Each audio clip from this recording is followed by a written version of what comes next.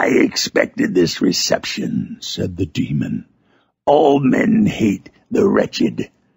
How then must I be hated, whom am miserable beyond all living things? Yet you, my Creator, detest and spurn me, thy creature, to whom thou art bound by ties only dissoluble by the annihilation of one of us. You purpose to kill me. How dare you sport thus with life? Do your duty towards me, and I will do mine towards you and the rest of mankind. If you will comply with my conditions, I will leave them and you at peace. But if you refuse, I will glut the maw of death, until it be satiated with the blood of your remaining friends.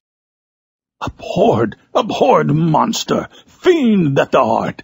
The torches of hell are too mild a vengeance for thy crimes. Wretched devil, you reproach me with your creation? Come on, then, that I may extinguish the spark which I so negligently bestowed.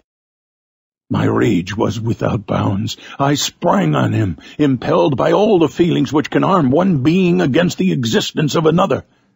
He easily eluded me, and said, "Be calm.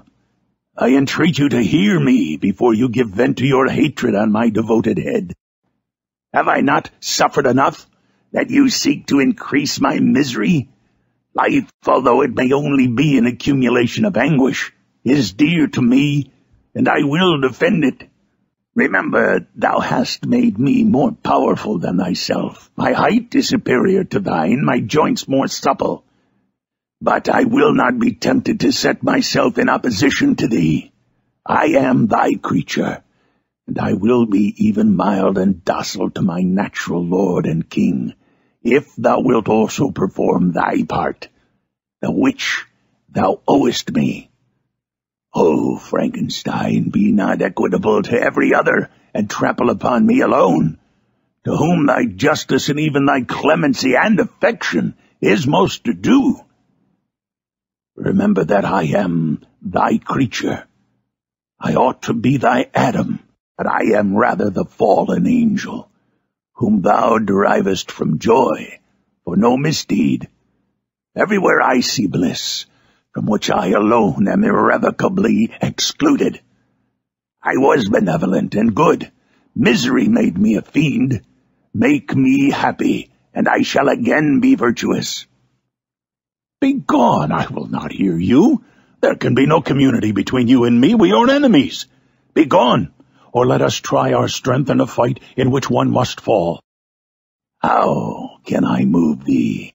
Will no entreaties cause thee to turn a favorable eye upon thy creature, who implores thy goodness and compassion? Believe me, Frankenstein, I was benevolent. My soul glowed with love and humanity. But am I not alone, miserably alone? You, my Creator, abhor me.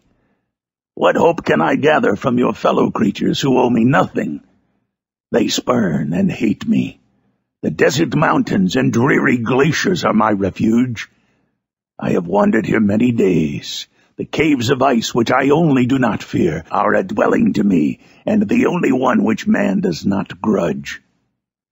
These bleak skies I hail, for they are kinder to me than your fellow beings. If the multitude of mankind knew of my existence, they would do as you do, and arm themselves for my destruction. Shall I not then hate them who abhor me? I will keep no terms with my enemies. I am miserable, and they shall share my wretchedness. Yet it is in your power to recompense me, and deliver them from an evil which it only remains for you to make so great, that not only you and your family, but thousands of others shall be swallowed up in the whirlwinds of its rage. Let your compassion be moved, and do not disdain me. Listen to my tale. When you have heard that, abandon or commiserate me, as you shall judge that I deserve. But hear me. The guilty are allowed, by human laws, bloody as they are, to speak in their own defense before they are condemned. Listen to me, Frankenstein. You accuse me of murder, and yet you would, with a satisfied conscience, destroy your own creature.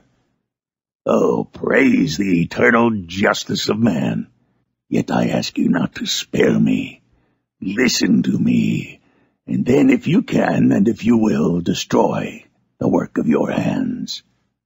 Why do you call to my remembrance, I rejoined, circumstances of which I shudder to reflect, that I have been the miserable origin and author?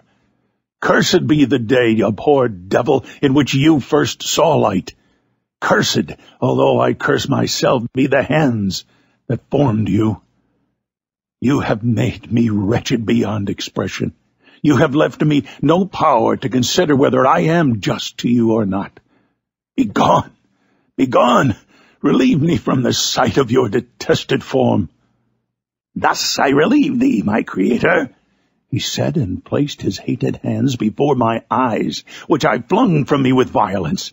Thus I take from thee a sight which you abhor. Still thou canst listen to me, and grant me thy compassion. By the virtues that I once possessed, I demand this from you. Hear my tale. It is long and strange, and the temperature of this place is not fitting to your fine sensations. Come to the hut upon the mountain. The sun is yet high in the heavens, before it descends to hide itself behind your snowy precipices and illuminate another world. You will have heard my story and can decide. On you it rests whether I quit forever the neighborhood of man and lead a harmless life, or become the scourge of your fellow creatures and the author of your own speedy ruin. As he said this, he led the way across the ice. I followed. My heart was full, and I did not answer him. But as I proceeded, I weighed the various arguments that he had used, and determined at least to listen to his tale. I was partly urged by curiosity, and compassion confirmed my resolution. I had hitherto supposed him to be the murderer of my brother, and I eagerly sought a confirmation or denial of this opinion. For the first time, also, I felt what the duties of a creator towards his creature were, and that I ought to render him happy before I complained of his wickedness. These motives urged me to comply with his demand. We crossed the ice, therefore, and descended the opposite rock. The air was cold, and the rain again began to descend. We entered the hut, the fiend with an air of exultation, I with a heavy heart and depressed spirits. But I consented to listen, and seating myself by the fire which my odious companion had lighted, he thus began his tale. Chapter 11.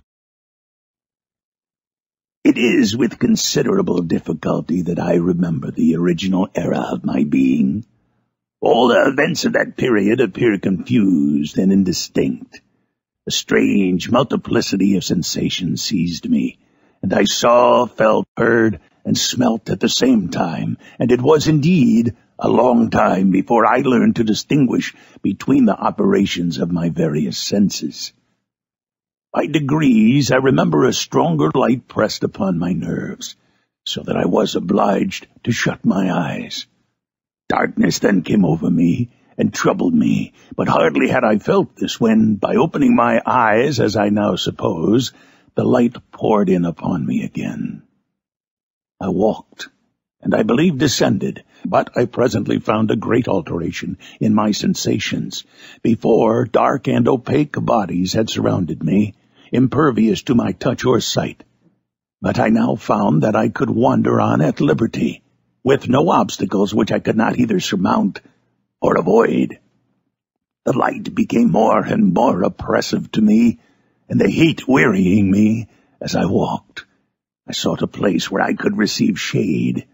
This was the forest near Ingolstadt, and here I lay by the side of a brook, resting from my fatigue, until I felt tormented by hunger and thirst, This roused me from my nearly dormant state, and I ate some berries which I found hanging on the trees or lying on the ground.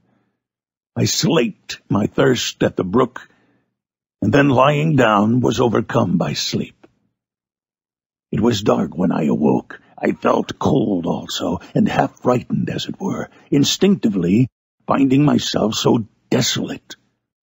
Before I had quitted your apartment on a sensation of cold, I had covered myself with some clothes, but these were insufficient to secure me from the dews of night. I was a poor, helpless, miserable wretch. I knew and could distinguish nothing, but feeling pain invade me on all sides, I sat down and wept. Soon a gentle light stole over the heavens and gave me a sensation of pleasure. I started up and beheld a radiant form, the moon, rise from among the trees. I gazed with a kind of wonder. It moved slowly, but it enlightened my path, and I again went out in search of berries. I was still cold when under one of the trees I found a huge cloak, with which I covered myself and sat down upon the ground. No distinct ideas occupied my mind. All was confused. I felt light and hunger and thirst and darkness. Innumerable sounds rang in my ears, and on all sides various scents saluted me. The only object that I could distinguish was the bright moon, and I fixed my eyes on that with pleasure. Several changes of day and night passed, and the orb of night had greatly lessened, when I began to distinguish my sensations from each other. I gradually saw plainly the clear stream that supplied me with drink, and the trees that shaded me with their foliage. I was delighted when I first discovered that a pleasant sound, which often saluted my ears, proceeded from the throats of the little winged animals, who had often intercepted the light from my eyes. I began also to observe with greater accuracy the forms that surrounded me, and to perceive the boundaries of the radiant roof of light which canopied me. Sometimes I tried to imitate the pleasant songs of the birds, but was unable. Sometimes I wished to express my sensations in my own mode, but the uncouth and inarticulate sounds which broke from me frightened me into silence again. The moon had disappeared from the night, and again, with a lessened form, showed itself, while I still remained in the forest. My sensations had by this time become distinct, and my mind received every day additional ideas. My eyes became accustomed to the light, and to perceive objects in their right forms. I distinguished the insect from the herb, and by degrees one herb from another. I found that the sparrow uttered none but harsh notes, whilst those of the blackbird and thrush were sweet and enticing. One day, when I was oppressed by cold, I found a fire which had been left by some wandering beggars, and was overcome with delight at the warmth I experienced from it. In my joy, I thrust my hand into the live embers, but quickly drew it out again with a cry of pain. How strange, I thought, that the same cause should produce such opposite effects. I examined the materials of the fire, and to my joy found it to be composed of wood. I quickly collected some branches, but they were wet and would not burn. I was pained at this, and sat still watching the operation of the fire. The wet wood, which I had placed near the heat, dried and itself became inflamed. I reflected on this, and by touching the various branches, I discovered the cause, and busied myself in collecting a great quantity of wood, that I might dry it, and have a plentiful supply of fire. When night came on and brought sleep with it, I was in the greatest fear lest my fire should be extinguished. I covered it carefully with dry wood and leaves, and placed wet branches upon it, and then, spreading my cloak, I lay on the ground and sank into sleep. It was morning when I awoke, and my first care was to visit the fire. I uncovered it, and a gentle breeze quickly fanned it into a flame. I observed this also, and contrived a fan of branches, which roused the embers when they were nearly extinguished.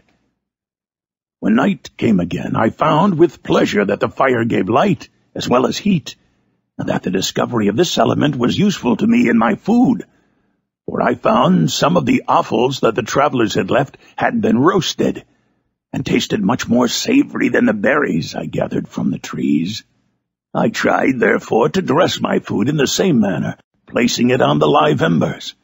I found that the berries were spoiled by this operation, and the nuts and roots much improved. Food, however, became scarce, and I often spent the whole day searching in vain for a few acorns to assuage the pangs of hunger. When I found this, I resolved to quit the place that I had hitherto inhabited, to seek for one where the few wants I experienced would be more easily satisfied. In this emigration I exceedingly lamented the loss of the fire, which I had obtained through accident, and knew not how to reproduce it. I gave several hours to the serious consideration of this difficulty, but I was obliged to relinquish all attempt to supply it, and wrapping myself up in my cloak, I struck across the wood towards the setting sun. I passed 3 days in these rambles, and at length discovered the open country. A great fall of snow had taken place the night before, and the fields were of one uniform white.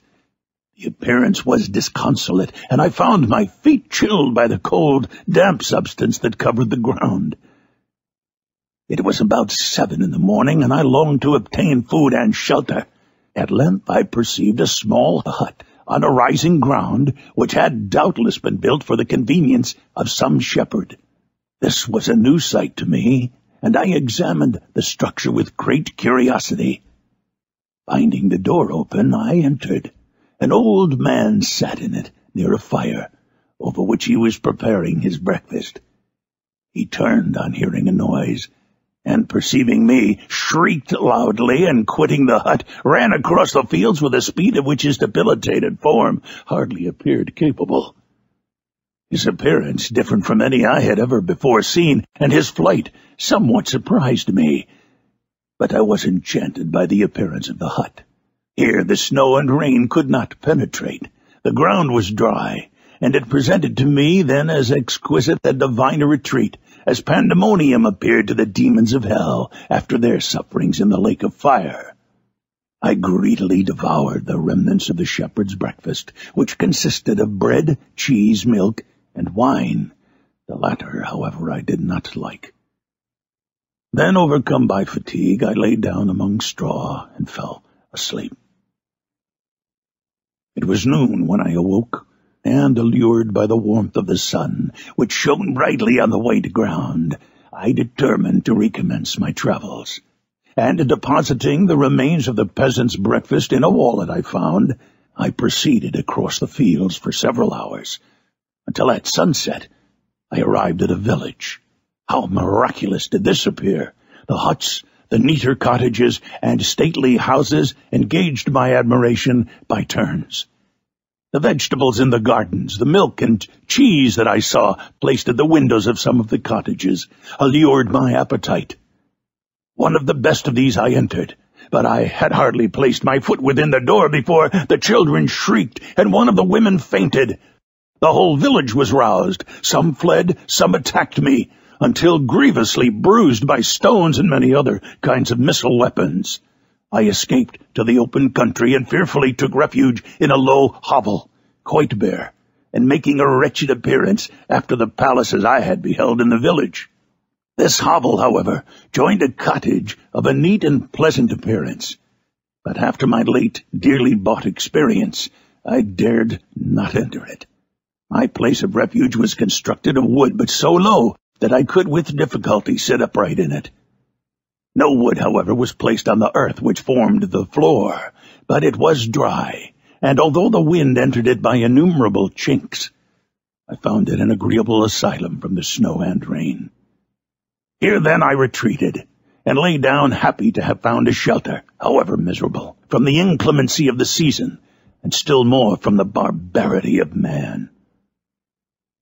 As soon as morning dawned, I crept from my kennel that I might view the adjacent cottage and discover if I could remain in the habitation I had found. It was situated against the back of the cottage and surrounded on the sides, which were exposed by a pigsty and a clear pool of water. One part was open, and by that I had crept in. But now I covered every crevice by which I might be perceived with stones and wood, yet in such a manner that I might move them on occasion to pass out. All the light I enjoyed came through the sty, and that was sufficient for me. Having thus arranged my dwelling and carpeted it with clean straw, I retired, for I saw the figure of a man at a distance, and I remembered too well my treatment the night before to trust myself in his power. I had first, however, provided for my sustenance for that day by a loaf of coarse bread which I purloined, and a cup with which I could drink more conveniently than from my hand of the pure water which flowed by my retreat. The floor was a little raised, so that it was kept perfectly dry, and by its vicinity to the chimney of the cottage it was tolerably warm. Being thus provided, I resolved to reside in this hovel until something should occur which might alter my determination. It was indeed a paradise compared to the bleak forest of my former residence, the rain-dropping branches and dank earth. I ate my breakfast with pleasure, and was about to remove a plank to procure myself a little water, when I heard a step, and looking through a small chink, I beheld a young creature with a pail on her head, passing before my hovel. The girl was young and of gentle demeanor, unlike what I have since found cottagers and farmhouse servants to be.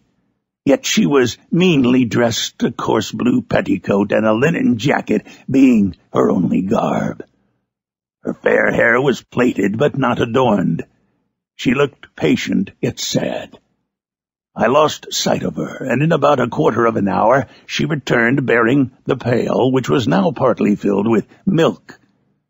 As she walked along, seemingly incommoded by the burden, a young man met her, whose countenance expressed a deeper despondence.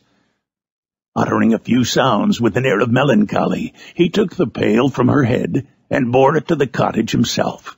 She followed, and they disappeared.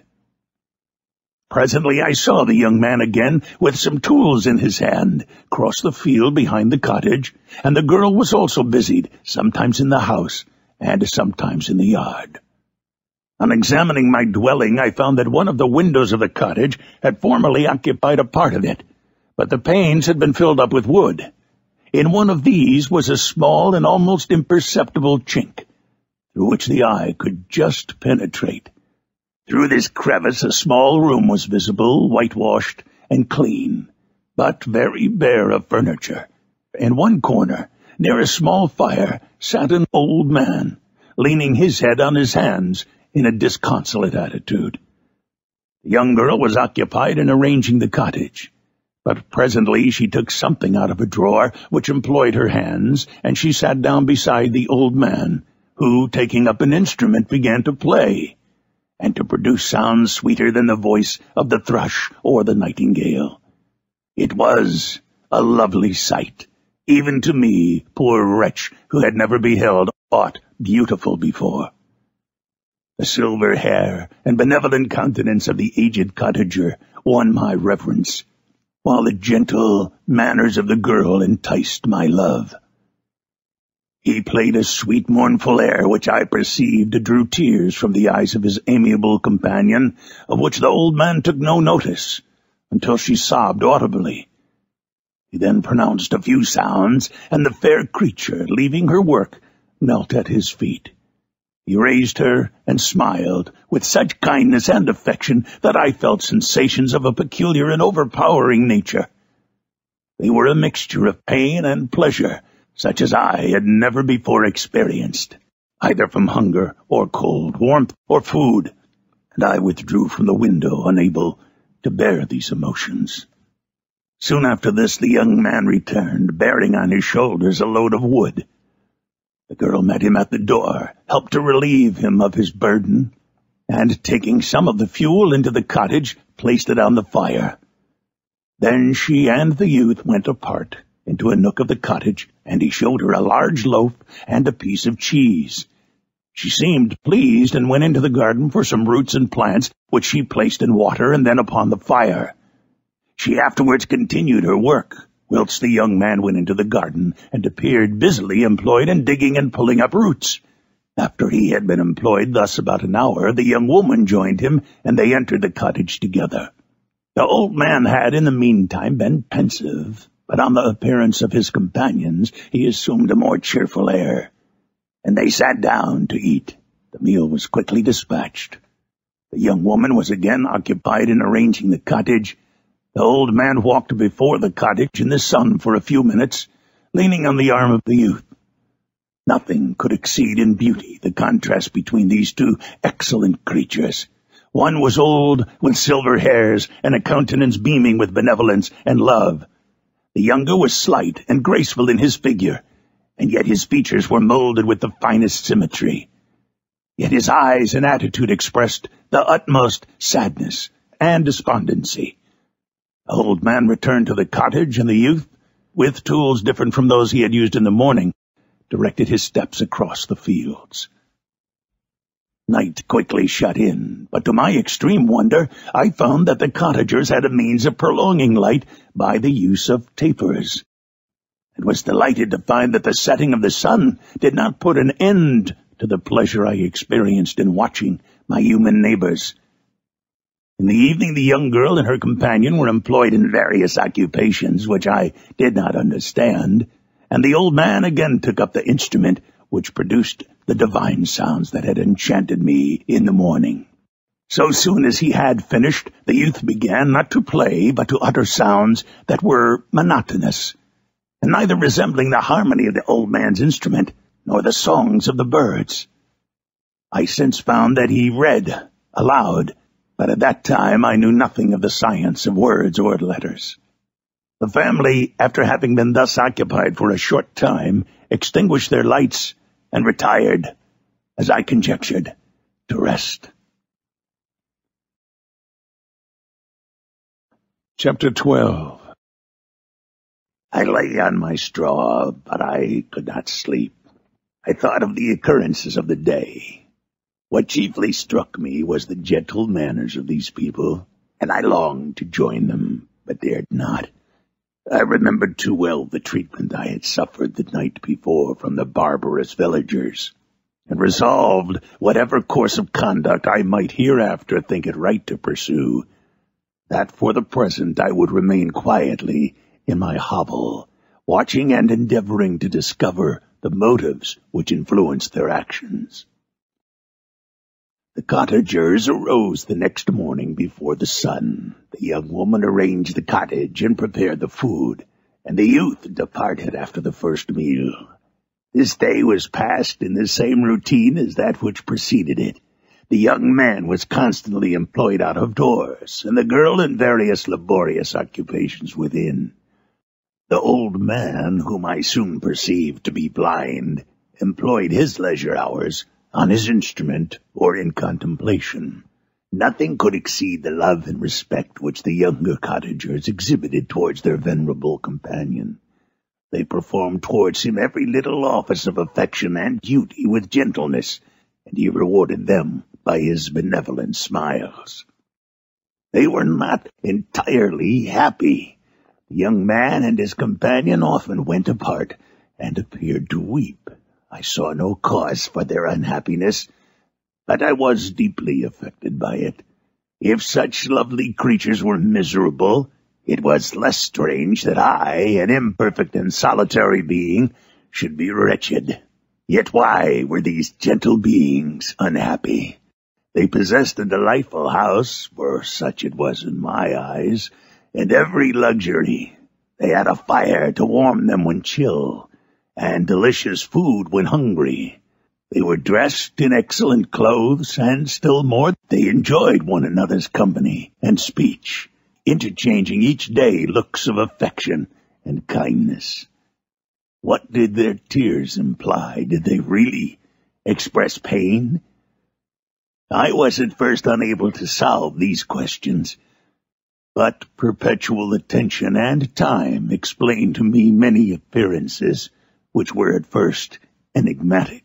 A considerable period elapsed before I discovered one of the causes of the uneasiness of this amiable family. It was poverty, and they suffered that evil in a very distressing degree. Their nourishment consisted entirely of the vegetables of their garden and the milk of one cow, which gave very little during the winter, when its masters could scarcely procure food to support it. They often, I believe, suffered the pangs of hunger very poignantly, especially the two younger cottagers, for several times they placed food before the old man, when they reserved none for themselves. This trait of kindness moved me sensibly. I had been accustomed during the night to steal a part of their store for my own consumption, but when I found that in doing this I inflicted pain on the cottagers, I abstained and satisfied myself with berries, nuts, and roots which I gathered from a neighboring wood. I discovered also another means through which I was enabled to assist their labors. I found that the youth spent a great part of each day in collecting wood for the family fire, and during the night I often took his tools, the use of which I quickly discovered, and brought home firing sufficient for the consumption of several days. I remember the first time that I did this. The young woman, when she opened the door in the morning, appeared greatly astonished on seeing a great pile of wood on the outside. She uttered some words in a loud voice, and the youth joined her, who also expressed surprise. I observed with pleasure that he did not go to the forest that day, but spent it in repairing the cottage and cultivating the garden. By degrees, I made a discovery of still greater moment. I found that these people possessed a method of communicating their experience and feelings to one another by articulate sounds. I perceived that the words they spoke sometimes produced pleasure or pain, smiles or sadness, in the minds and countenances of the hearers. This was indeed a godlike science, and I ardently desired to become acquainted with it. But I was baffled in every attempt I made for this purpose. Their pronunciation was quick, and the words they uttered not having any apparent connection with visible objects, I was unable to discover any clue by which I could unravel the mystery of their reference. By great application, however, and after having remained during the space of several revolutions of the moon in my hovel, I discovered the names that were given to some of the most familiar objects of discourse. I learned and applied the words fire, milk, bread, and wood.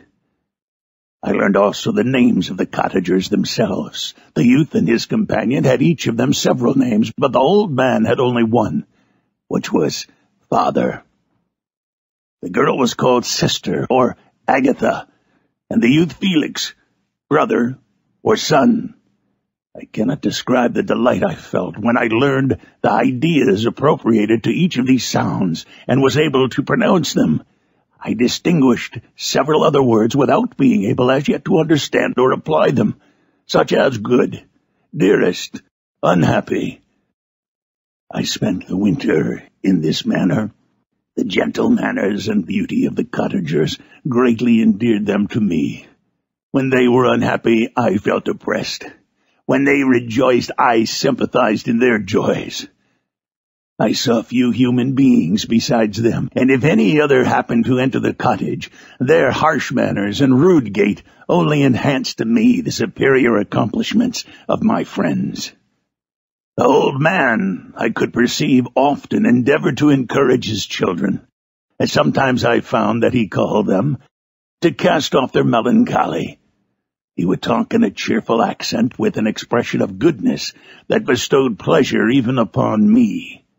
Agatha listened with respect, her eyes sometimes filled with tears, which she endeavored to wipe away unperceived. But I generally found that her countenance and tone were more cheerful after having listened to the exhortations of her father. It was not thus with Felix. He was always the saddest of the group, and even to my unpracticed senses, he appeared to have suffered more deeply than his friends. But if his countenance was more sorrowful, his voice was more cheerful than that of his sister, especially when he addressed the old man. I could mention innumerable instances which, although slight, marked the dispositions of these amiable cottagers. In the midst of poverty and want, Felix carried with pleasure to his sister the first little white flower that peeped out from beneath the snowy ground. Early in the morning, before she had risen, he cleared away the snow that obstructed her path to the milk-house, drew water from the well, and brought the wood from the outhouse, where, to his perpetual astonishment, he found his store always replenished by an invisible hand. In the day, I believe, he worked sometimes for a neighboring farmer, because he often went forth and did not return until dinner, yet brought no wood with him. At other times he worked in the garden, but as there was little to do in the frosty season, he read to the old man and Agatha. This reading had puzzled me extremely at first, but by degrees I discovered that he uttered many of the same sounds when he read as when he talked. I conjectured, therefore, that he found on the paper signs for speech which he understood, and I ardently longed to comprehend these also. But how was that possible when I did not even understand the sounds for which they stood as signs? I improved, however, sensibly in this science, but not sufficiently to follow up any kind of conversation, although I applied my whole mind to the endeavor. For I easily perceived that although I eagerly longed to discover myself to the cottagers, I ought not to make the attempt until I had first become master of their language, which knowledge might enable me to make them overlook the deformity of my figure. For with this also the contrast perpetually presented to my eyes had made me acquainted. I had admired the perfect forms of my cottagers, their grace, beauty, and delicate complexions, but how was I terrified when I viewed myself in a transparent pool.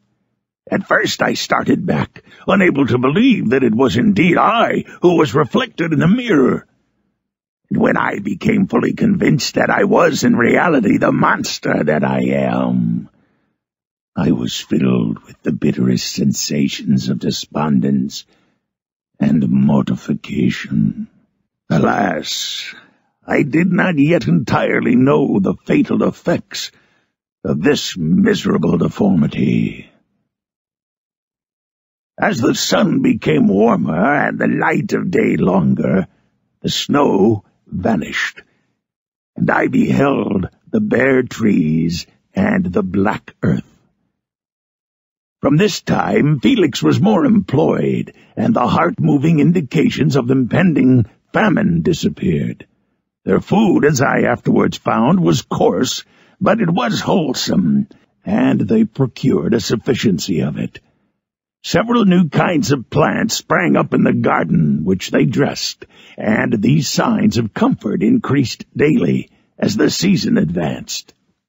The old man, leaning on his son, walked each day at noon, when it did not rain, as I found out it was called when the heavens poured forth its waters. This frequently took place, but a high wind quickly dried the earth, and the season became far more pleasant than it had been. My mode of life in my hovel was uniform. During the morning I attended the motions of the cottagers, and when they were dispersed in various occupations, I slept. The remainder of the day was spent in observing my friends. When they had retired to rest, if there was any moon, or the night was starlight, I went into the woods and collected my own food and fuel for the cottage. When I returned, as often as it was necessary, I cleared their path from the snow and performed those offices that I had seen done by Felix. I afterwards found that these labors, performed by an invisible hand, greatly astonished them. And once or twice I heard them, on these occasions, utter the words, "Good Spirit," "Wonderful," but I did not then understand the signification of these terms. My thoughts now became more active, and I longed to discover the motives and feelings of these lovely creatures. I was inquisitive to know why Felix appeared so miserable and Agatha so sad. I thought, foolish wretch, that it might be in my power to restore happiness to these deserving people. When I slept or was absent, the forms of the venerable blind father, the gentle Agatha, and the excellent Felix flitted before me. I looked upon them as superior beings who would be the arbiters of my future destiny. I formed in my imagination 1,000 pictures of presenting myself to them, and their reception of me. I imagined that they would be disgusted until, by my gentle demeanor and conciliating words, I should first win their favor, and afterwards their love. These thoughts exhilarated me, and led me to apply with fresh ardor to the acquiring the art of language. My organs were indeed harsh, but supple, and although my voice was very unlike the soft music of their tones, yet I pronounced such words as I understood with tolerable ease. It was as the ass and the lapdog, yet surely the gentle ass, whose intentions were affectionate, although his manners were rude, deserved better treatment than blows and execration. The pleasant showers and genial warmth of spring greatly alter the aspect of the earth. Men who before this change seemed to have been hid in caves dispersed themselves and were employed in various arts of cultivation. The birds sang in more cheerful notes, and the leaves began to bud forth on the trees. Happy, happy earth, fit habitation for gods, which so short a time before was bleak, damp, and unwholesome. My spirits were elevated by the enchanting appearance of nature. The past was blotted from my memory, the present was tranquil, and the future gilded by bright rays of hope and anticipations of joy.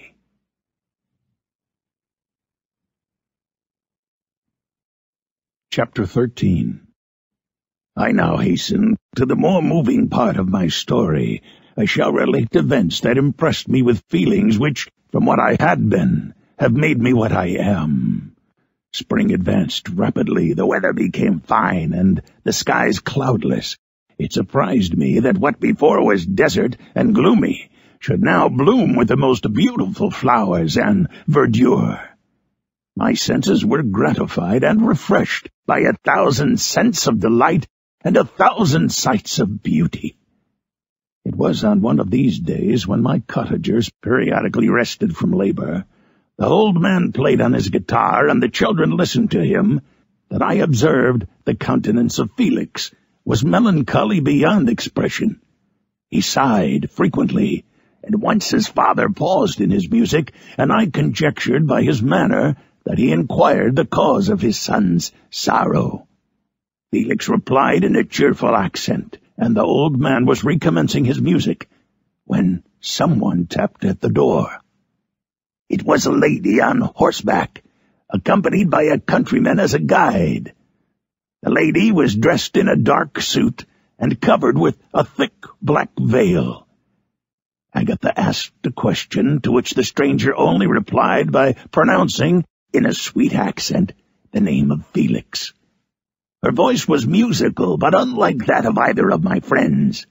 On hearing this word, Felix came up hastily to the lady, who, when she saw him, threw up her veil, and I beheld a countenance of angelic beauty and expression, her hair of a shining raven black, and curiously braided. Her eyes were dark, but gentle, although animated. her features of irregular proportion, and her complexion wondrously fair, each cheek tinged with a lovely pink. Felix seemed ravished with delight when he saw her. Every trait of sorrow vanished from his face, and it instantly expressed a degree of ecstatic joy of which I could hardly have believed it capable. His eyes sparkled as his cheek flushed with pleasure, and at that moment I thought him as beautiful as the stranger. She appeared affected by different feelings, wiping a few tears from her lovely eyes. She held out her hand to Felix, who kissed it rapturously, and called her, as well as I could distinguish, his sweet Arabian. She did not appear to understand him, but smiled. He assisted her to dismount, and, dismissing her guide, conducted her into the cottage.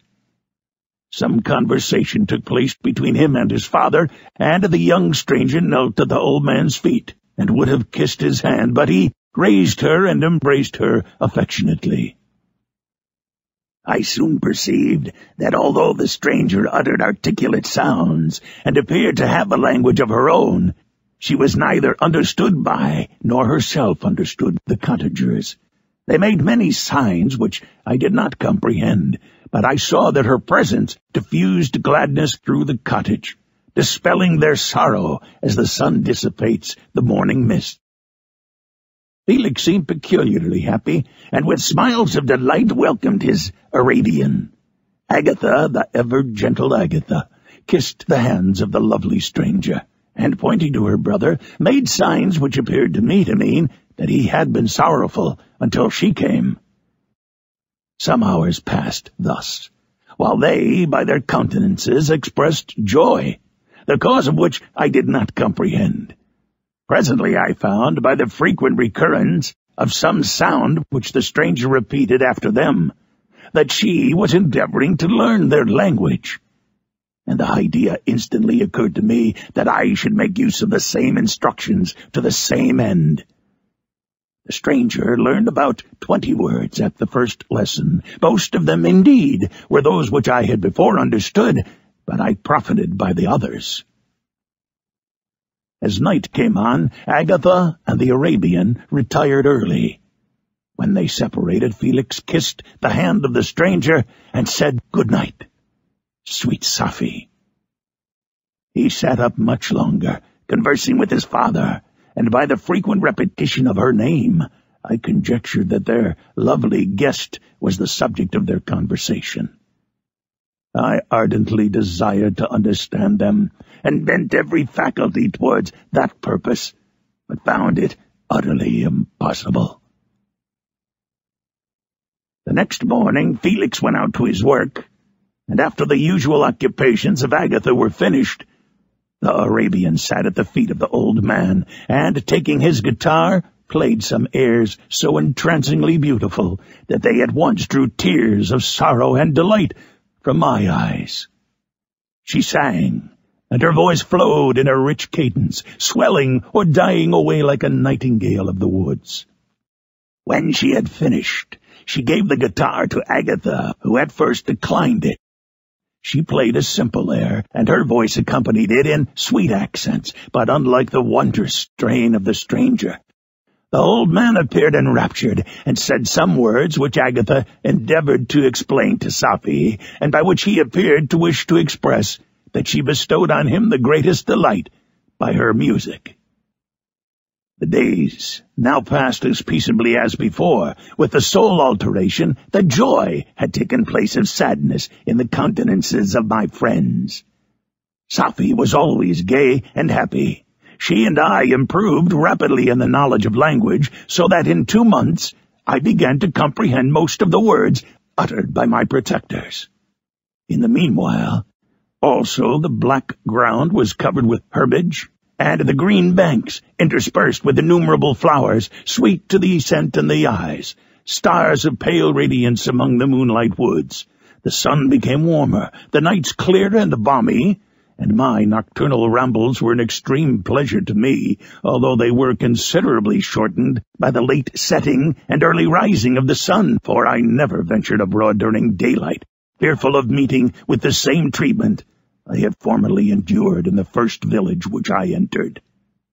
My days were spent in close attention, that I might more speedily master the language, and I may boast that I improved more rapidly than the Arabian, who understood very little and conversed in broken accents, whilst I comprehended and could imitate almost every word that was spoken. While I improved in speech, I also learned the science of letters, as it was taught to the stranger, and this opened before me a wide field for wonder and delight. The book from which Felix instructed Safi was Bolognese Ruins of Empires. I should not have understood the purport of this book had not Felix, in reading it, given very minute explanations. He had chosen this work, he said, because the declamatory style was framed in imitation of the Eastern authors. Through this work I obtained a cursory knowledge of history and a view of the several empires at present existing in the world. It gave me an insight into the manners, governments, and religions of the different nations of the earth. I heard of the slothful Asiatics, of the stupendous genius and mental activity of the Grecians, of the wars and wonderful virtue of the early Romans, of their subsequent degenerating, of the decline of that mighty empire, of chivalry, Christianity, and kings. I heard of the discovery of the American hemisphere and wept with Safi over the hapless fate of its original inhabitants. These wonderful narrations inspired me with strange feelings. Was man indeed at once so powerful, so virtuous and magnificent, yet so vicious and base? He appeared at one time a mere scion of the evil principle, and at another as all that can be conceived of noble and godlike. To be a great and virtuous man appeared the highest honor that can befall a sensitive being. To be base and vicious, as many on record have been, appeared the lowest degradation, a condition more abject than that of the blind mole or harmless worm. For a long time I could not conceive how one man could go forth to murder his fellow, or even why there were laws and governments. But when I heard details of vice and bloodshed, my wonder ceased, and I turned away with disgust and loathing. Every conversation of the cottagers now opened new wonders to me. While I listened to the instructions which Felix bestowed upon the Arabian, the strange system of human society was explained to me. I heard of the division of property, of immense wealth and squalid poverty, of rank, descent, and noble blood. The words induced me to turn towards myself. I learned that the possessions most esteemed by your fellow creatures were high and unsullied descent, united with riches. A man might be respected with only one of these advantages, but without either, he was considered as a vagabond and a slave, doomed to waste his powers for the profits of the chosen few. And what was I? Of my creation and creator I was absolutely ignorant. But I knew that I possessed no money, no friends, no kind of property. I was, besides, endued with a figure hideously deformed and loathsome. I was not even of the same nature as man. I was more agile than they, and could subsist upon coarser diet. I bore the extremes of heat and cold with less injury to my frame. My stature far exceeded theirs. When I looked around, I saw and heard of none like me. Was I, then, a monster, a blot upon the earth from which all men fled and whom all men disowned? I cannot describe to you the agony that these reflections inflicted upon me. I tried to dispel them, but sorrow only increased with knowledge. Oh, that I had forever remained in my native wood, nor known nor felt beyond the sensations of hunger, thirst, and heat. Of what a strange nature is knowledge! It clings to the mind when it has once seized on it like a lichen on the rock. I wished sometimes to shake off all thought and feeling, but I learned that there was but one means to overcome the sensation of pain, and that was death, a state which I feared yet did not understand. I admired virtue and good feelings, and loved the gentle manners and amiable qualities of my cottagers. But I was shut out from intercourse with them, except through means which I obtained by stealth, when I was unseen and unknown, and which rather increased than satisfied the desire I had of becoming one among my fellows. The gentle words of Agatha and the animated smiles of the charming Arabian were not for me. The mild exhortations of the old man and the lively conversation of the loved Felix were not for me. Miserable, unhappy wretch! Other lessons were impressed upon me even more deeply.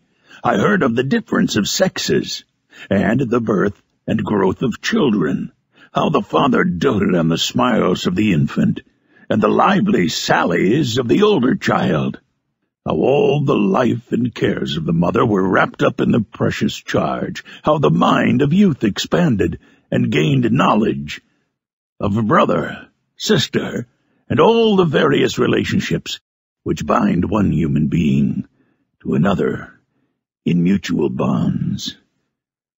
But where were my friends and relations?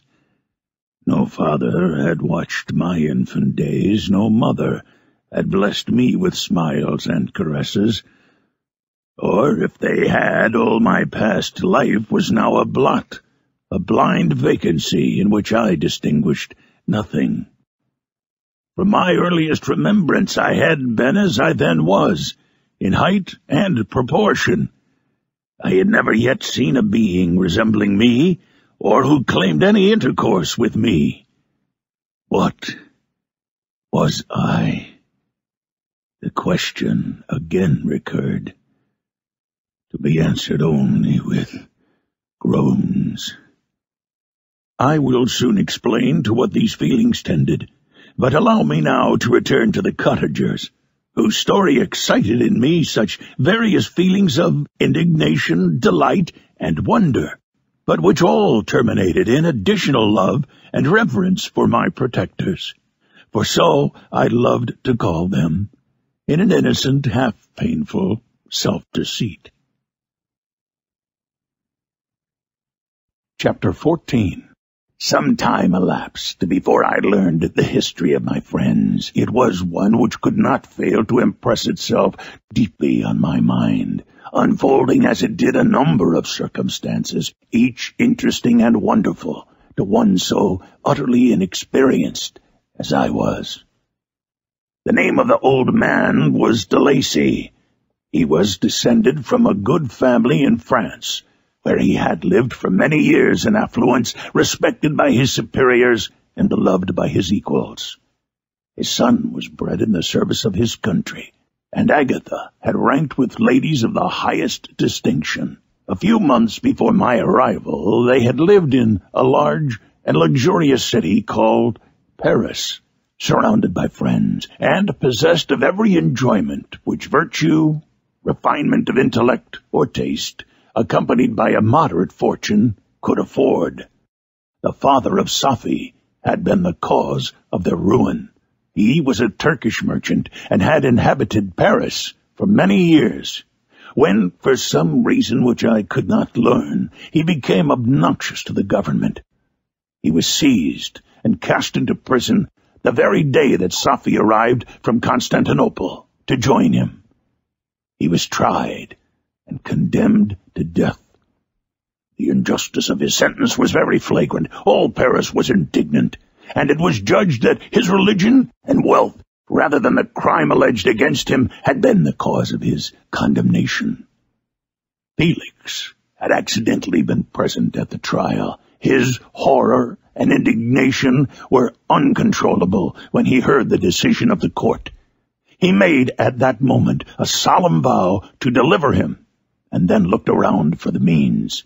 After many fruitless attempts to gain admittance to the prison, he found a strongly grated window in an unguarded part of the building, which lighted the dungeon of the unfortunate Mohammedan, who, loaded with chains, waited in despair the execution of the barbarous sentence. Felix visited the grate at night, and made known to the prisoner his intentions in his favor. The Turk, amazed and delighted, endeavored to kindle the zeal of his deliverer by promises of reward and wealth. Felix rejected his offers with contempt. Yet when he saw the lovely Safi, who was allowed to visit her father, and who by her gestures expressed her lively gratitude, the youth could not help owning to his own mind that the captive possessed a treasure which would fully reward his toil and hazard. The Turk quickly perceived the impression that his daughter had made on the heart of Felix, and endeavored to secure him more entirely in his interests by the promise of her hand in marriage, so soon as he should be conveyed to a place of safety. Felix was too delicate to accept this offer, yet he looked forward to the probability of the event as to the consummation of his happiness. During the ensuing days, while the preparations were going forward for the escape of the merchant, the zeal of Felix was warmed by several letters that he received from this lovely girl, who found means to express her thoughts in the language of her lover, by the aid of an old man, a servant of her father, who understood French. She thanked him in the most ardent terms for his intended services towards her parent, and at the same time she gently deplored her own fate. I have copies of these letters, for I found means during my residence in the hovel to procure the implements of writing, and the letters were often in the hands of Felix or Agatha. Before I depart, I will give them to you. They will prove the truth of my tale. But at present, as the sun is already far declined, I shall only have time to repeat the substance of them to you.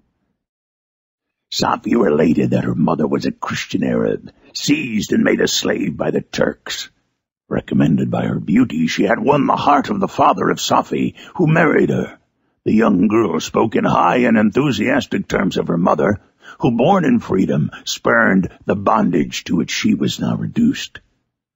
She instructed her daughter in the tenets of her religion, and taught her to aspire to the higher powers of intellect and an independence of spirit forbidden to the female followers of Muhammad.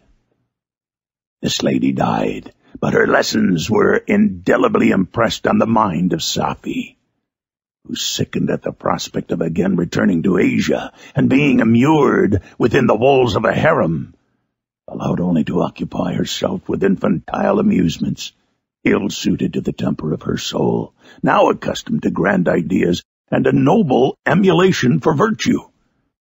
The prospect of marrying a Christian and remaining in a country where women were allowed to take a rank in society was enchanting to her. The day for the execution of the Turk was fixed, but on the night previous to it he quitted his prison, and before morning was distant many leagues from Paris. Felix had procured passports in the name of his father, sister, and himself. He had previously communicated his plan to the former, who aided the deceit by quitting his house under the pretense of a journey, and concealed himself with his daughter in an obscure part of Paris. Felix conducted the fugitives through France to Lyon and across Mont-Cenis to Laverno, where the merchant had decided to wait a favorable opportunity of passing into some part of the Turkish dominions. Safi resolved to remain with her father until the moment of his departure, before which time the Turk renewed his promise that she should be united to his deliverer, and Felix remained with them in expectation of that event. And in the meantime he enjoyed the society of the Arabian, who exhibited towards him the simplest and tenderest affection. They conversed with one another through the means of an interpreter, and sometimes with the interpretation of looks, and Safi sang to him the divine airs of her native country. The Turk allowed this intimacy to take place and encouraged the hopes of the youthful lovers, while in his heart he had formed far other plans. He loathed the idea that his daughter should be united to a Christian, but he feared the resentment of Felix if he should appear lukewarm, for he knew that he was still in the power of his deliverer if he should choose to betray him to the Italian state which they inhabited. He revolved 1,000 plans by which he should be enabled to prolong the deceit until it might be no longer necessary, and secretly to take his daughter with him when he departed. His plans were facilitated by the news which arrived from Paris. The government of France were greatly enraged at the escape of their victim, and spared no pains to detect and punish his deliverer. The plot of Felix was quickly discovered, and De Lacy and Agatha were thrown into prison. News reached Felix and roused him from his dream of pleasure. His blind and aged father and his gentle sister lay in a noisome dungeon, while he enjoyed the free air and the society of her whom he loved. This idea was torture to him. He quickly arranged with the Turk that if the latter should find a favorable opportunity for escape, before Felix could return to Italy, Sophie should remain as a boarder at a convent at Livorno. And then, quitting the lovely Arabian, he hastened to Paris and delivered himself up to the vengeance of the law, hoping to free De Lacy and Agatha by this proceeding. He did not succeed. They remained confined for 5 months before the trial took place, the result of which deprived them of their fortune and condemned them to a perpetual exile from their native country. They found a miserable asylum in the cottage in Germany where I discovered them. Felix soon learned that the treacherous Turk, for whom he and his family endured such unheard-of oppression, on discovering that his deliverer was thus reduced to poverty and ruin, became a traitor to good feeling and honor, and had quitted Italy with his daughter, insultingly sending Felix a pittance of money to aid him, as he said, in some plan of future maintenance. Such were the events that preyed on the heart of Felix, and rendered him, when I first saw him, the most miserable of his family. He could have endured poverty, and while this distress had been the meed of his virtue, he gloried in it. But the ingratitude of the Turk and the loss of his beloved Sophie were misfortunes more bitter and irreparable. The arrival of the Arabian now infused new life into his soul. When the news reached Livorno that Felix was deprived of his wealth and rank, the merchant commanded his daughter to think no more of her lover, but to prepare to return to her native country. The generous nature of Sophie was outraged by this command. She attempted to expostulate with her father, but he left her angrily, reiterating his tyrannical mandate. A few days after, the Turk entered his daughter's apartment and told her hastily that he had reason to believe that his residence at Livorno had been divulged, and that he should speedily be delivered up to the French government. He had consequently hired a vessel to convey him to Constantinople, for which city he should sail in a few hours. He intended to leave his daughter under the care of a confidential servant, to follow at her leisure with the greater part of his property, which had not yet arrived at Livorno. When alone, Sophie resolved in her own mind the plan of conduct that it would become her to pursue in this emergency. A residence in Turkey was abhorrent to her. Her religion and her feelings were alike averse to it. By some papers of her father which fell into her hands, she heard of the exile of her lover, and learnt the name of the spot where he then resided. She hesitated some time, but at length she formed her determination. Taking with her some jewels that belonged to her, and a sum of money, she quitted Italy with an attendant, a native of Livorno, but who understood the common language of Turkey, and departed for Germany. She arrived in safety at a town about 20 leagues from the cottage of De Lacy, when her attendant fell dangerously ill. Sophy nursed her with the most devoted affection, but the poor girl died, and the Arabian was left alone, unacquainted with the language of the country, and utterly ignorant of the customs of the world. She fell, however, into good hands. The Italian had mentioned the name of the spot for which they were bound, and after her death, the woman of the house in which they had lived took care that Sophy should arrive in safety at the cottage of her lover. Chapter 15. Such was the history of my beloved cottagers. It impressed me deeply. I learned from the views of social life which it developed to admire their virtues and to deprecate the vices of mankind. As yet I looked upon crime as a distant evil. Benevolence and generosity were ever present before me, inciting within me a desire to become an actor in the busy scene where so many admirable qualities were called forth and displayed. But in giving an account of the progress of my intellect, I must not omit a circumstance which occurred in the beginning of the month of August of the same year. One night, during my accustomed visit to the neighboring wood, where I collected my own food and brought home firing for my protectors, I found on the ground a leathern portmanteau containing several articles of dress and some books. I eagerly seized the prize and returned with it to my hovel. Fortunately, the books were written in the language, the elements of which I had acquired at the cottage. They consisted of Paradise Lost, a volume of Plutarch's Lives, and The Sorrows of Werther. The possession of these treasures gave me an extreme delight. I now continually studied and exercised my mind upon these histories, whilst my friends were employed in their ordinary occupations. I can hardly describe to you the effect of these books. They produced in me an infinity of new images and feelings that sometimes raised me to ecstasy, but more frequently sunk me into the lowest dejection. In The Sorrows of Werther, besides the interest of its simple and affecting story, so many opinions are canvassed, and so many lights thrown upon what had hitherto been to me obscure subjects, that I found in it a never-ending source of speculation and astonishment.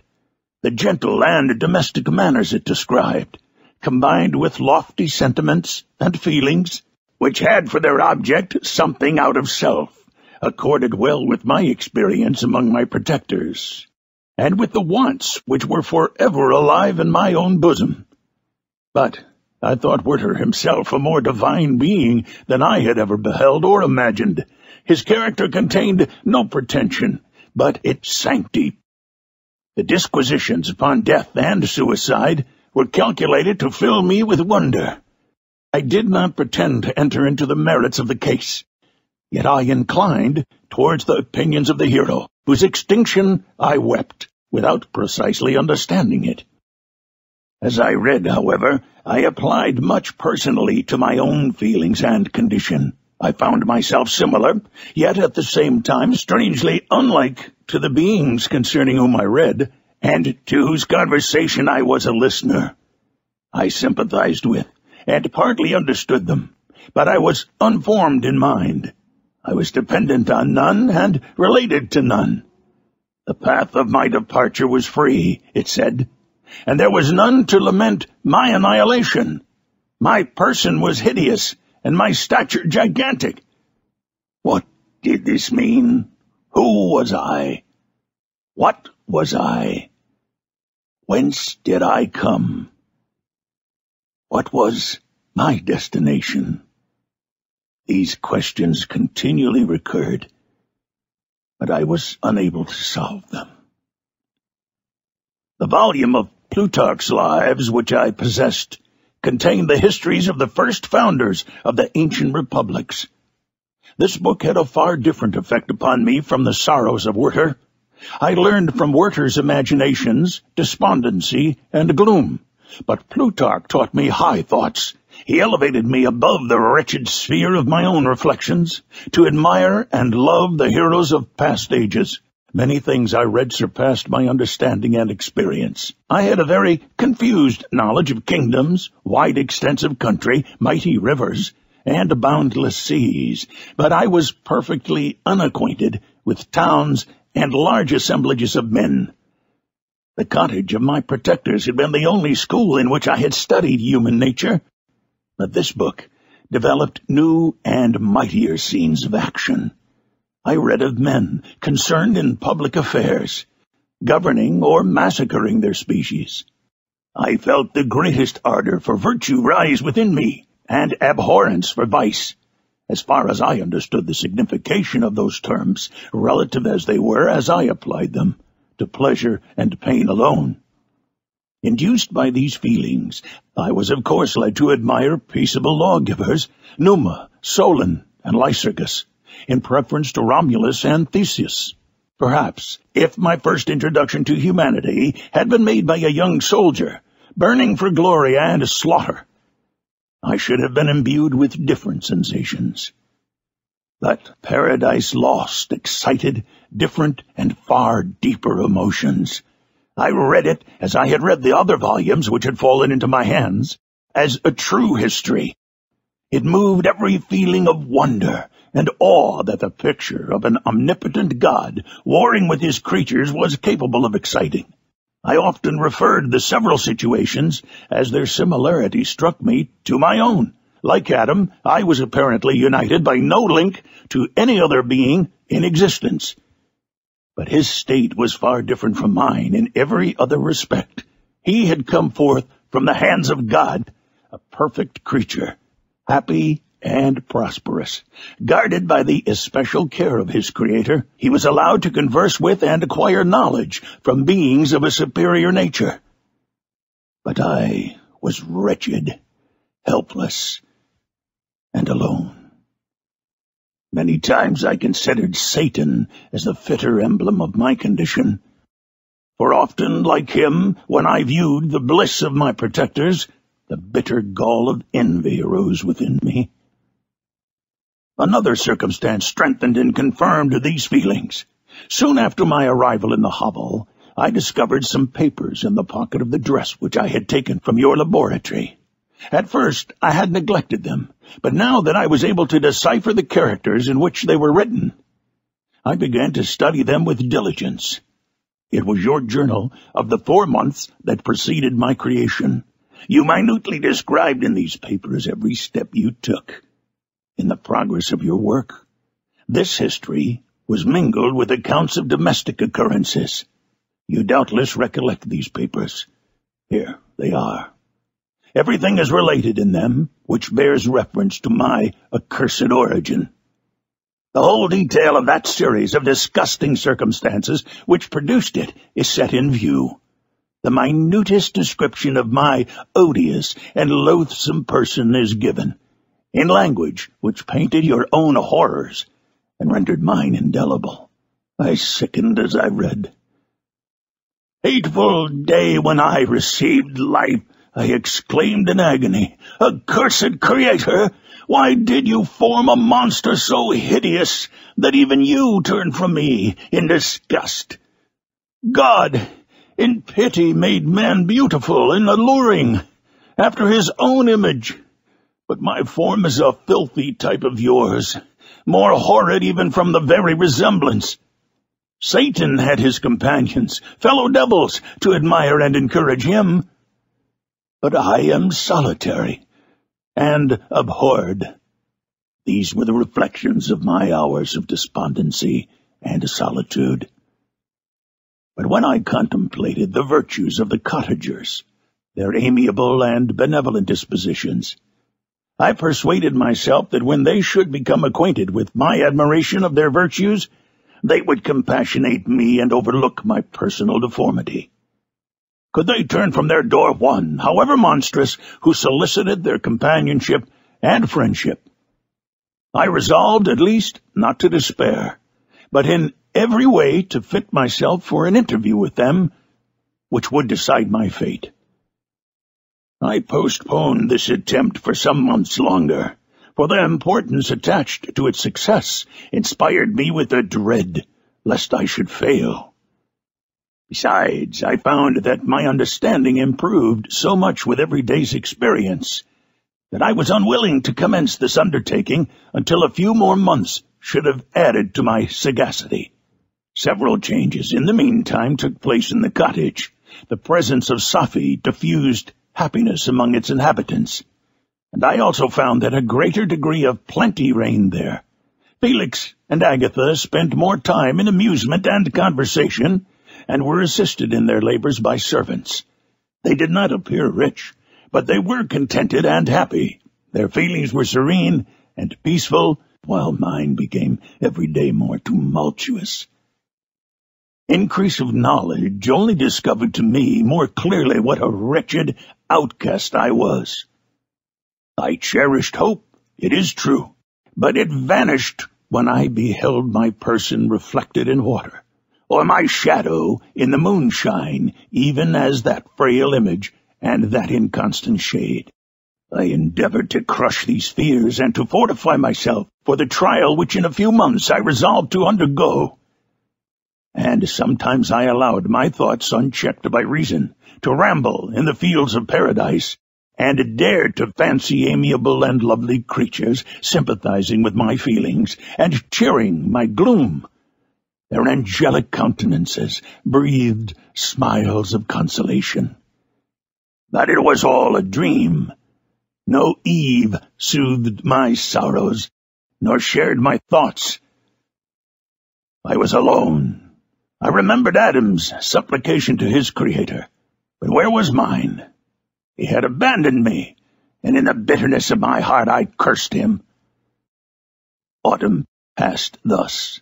I saw, with surprise and grief, the leaves decay and fall, and nature again assumed the barren and bleak appearance it had worn when I first beheld the woods and the lovely moon. Yet I did not heed the bleakness of the weather. I was better fitted by my conformation for the endurance of cold than heat.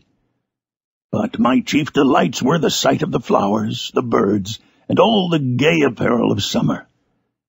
When those deserted me, I turned with more attention towards the cottagers. Their happiness was not decreased by the absence of summer. They loved and sympathized with one another, and their joys, depending on each other, were not interrupted by the casualties that took place around them. The more I saw of them, the greater became my desire to claim their protection and kindness.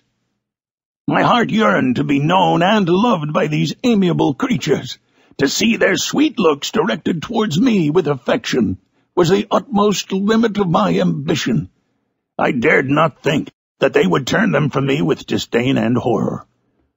The poor that stopped at their door never were driven away. I asked, it is true, for greater treasures than a little food or rest. I required kindness and sympathy, but I did not believe myself utterly unworthy of it. The winter advanced, and an entire revolution of the seasons had taken place since I awoke into life. My attention at this time was solely directed towards my plan of introducing myself into the cottage of my protectors. I revolved many projects, but that on which I finally fixed was to enter the dwelling when the blind old man should be alone. I had sagacity enough to discover that the unnatural hideousness of my person was the chief object of horror with those who had formerly beheld me. My voice, although harsh, had nothing terrible in it. I thought, therefore, that if in the absence of his children I could gain the goodwill and mediation of the old de Lacy, I might, by his means, be tolerated by my younger protectors. One day, when the sun shone on the red leaves that strewed the ground and diffused cheerfulness, although it denied warmth, Safi, Agatha, and Felix departed on a long country walk, and the old man, at his own desire, was left alone in the cottage. When his children had departed, he took up his guitar and played several mournful but sweet airs, more sweet and mournful than I had ever heard him play before. At first his countenance was illuminated with pleasure, but as he continued, thoughtfulness and sadness succeeded. At length, laying aside the instrument, he sat, absorbed in reflection. My heart beat quick. This was the hour and a moment of trial, which would decide my hopes or realize my fears. The servants were gone to a neighboring fair. All was silent in and around the cottage. It was an excellent opportunity. Yet when I proceeded to execute my plan, my limbs failed me, and I sank to the ground. Again I rose, and exerting all the firmness of which I was master, removed the planks which I had placed before my hovel to conceal my retreat. The fresh air revived me, and with renewed determination I approached the door of their cottage. I knocked. "Who is there?" said the old man. "Come in, entrez." I entered. "Pardon this intrusion," said I. "I am a traveler in want of a little rest. You would greatly oblige me if you would allow me to remain a few minutes before the fire." "Enter," said the Lacey, "and I will try, in what manner I can, to relieve your wants.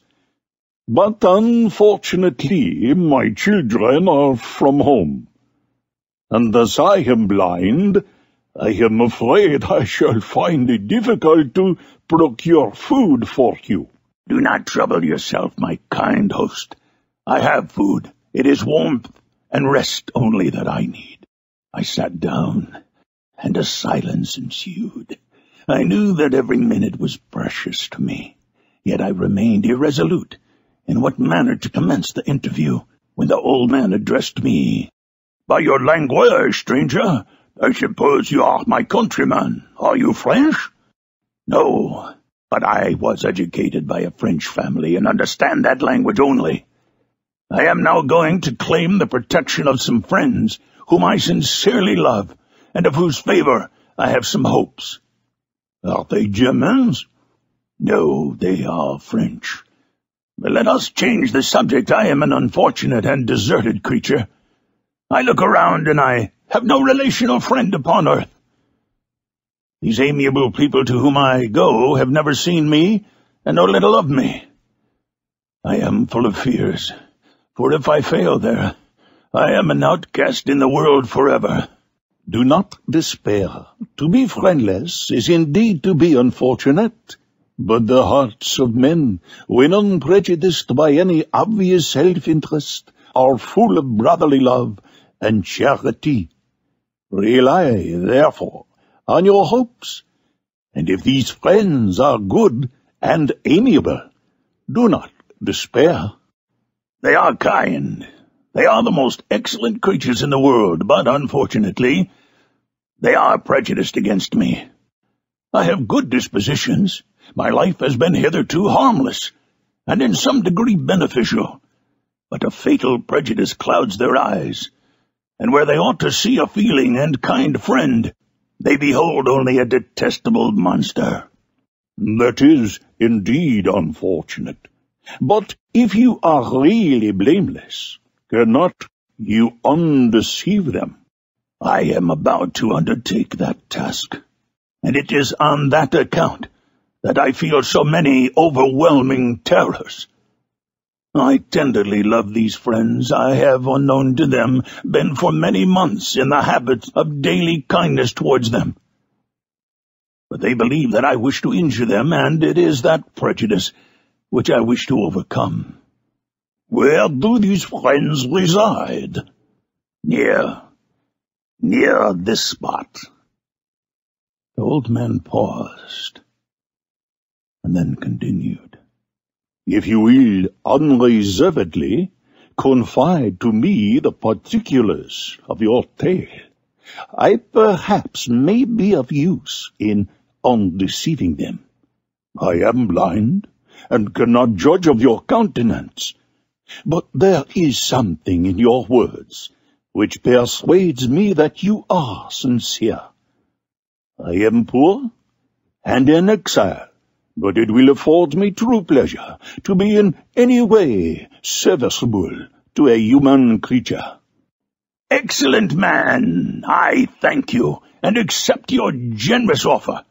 You raise me from the dust by this kindness, and I trust that, by your aid, I shall not be driven from the society and sympathy of your fellow creatures." "Heaven forbid, even if you were really criminal, for that can only drive you to desperation, and not instigate you to virtue. I also am unfortunate. I and my family have been condemned, although innocent. Judge, therefore, if I do not feel for your misfortunes." "Oh, can I thank you, my best and only benefactor? From your lips first have I heard the voice of kindness directed towards me. I shall be forever grateful, and your present humanity assures me of success with those friends who I am on the point of meeting. May I know the names and residence of these friends?" I paused. This, I thought, was the moment of decision, which was to rob me of or bestow happiness on me forever. I struggled vainly for firmness sufficient to answer him, but the effort destroyed all my remaining strength. I sank on the chair and sobbed aloud. At that moment I heard the steps of my younger protectors. I had not a moment to lose, but seizing the hand of the old man, I cried, "Now is the time. Save and protect me. You and your family are the friends whom I seek. Do not you desert me in this hour of trial." "Mon Dieu!" exclaimed the old man. "Great God, who are you?" At that instant the cottage door was opened, and Felix, Sophie, and Agatha entered. Who can describe their horror and consternation on beholding me? Agatha fainted, and Sophie, unable to attend to her friend, rushed out of the cottage. Felix darted forward, and with supernatural force tore me from his father, to whose knees I clung. In a transport of fury, he dashed me to the ground and struck me violently with a stick. I could have torn him from limb to limb, as the lion rends the antelope. But my heart sank within me, as with bitter sickness, and I refrained. I saw him on the point of repeating his blow when, overcome by pain and anguish, I quitted the cottage, and in the general tumult escaped unperceived to my hovel.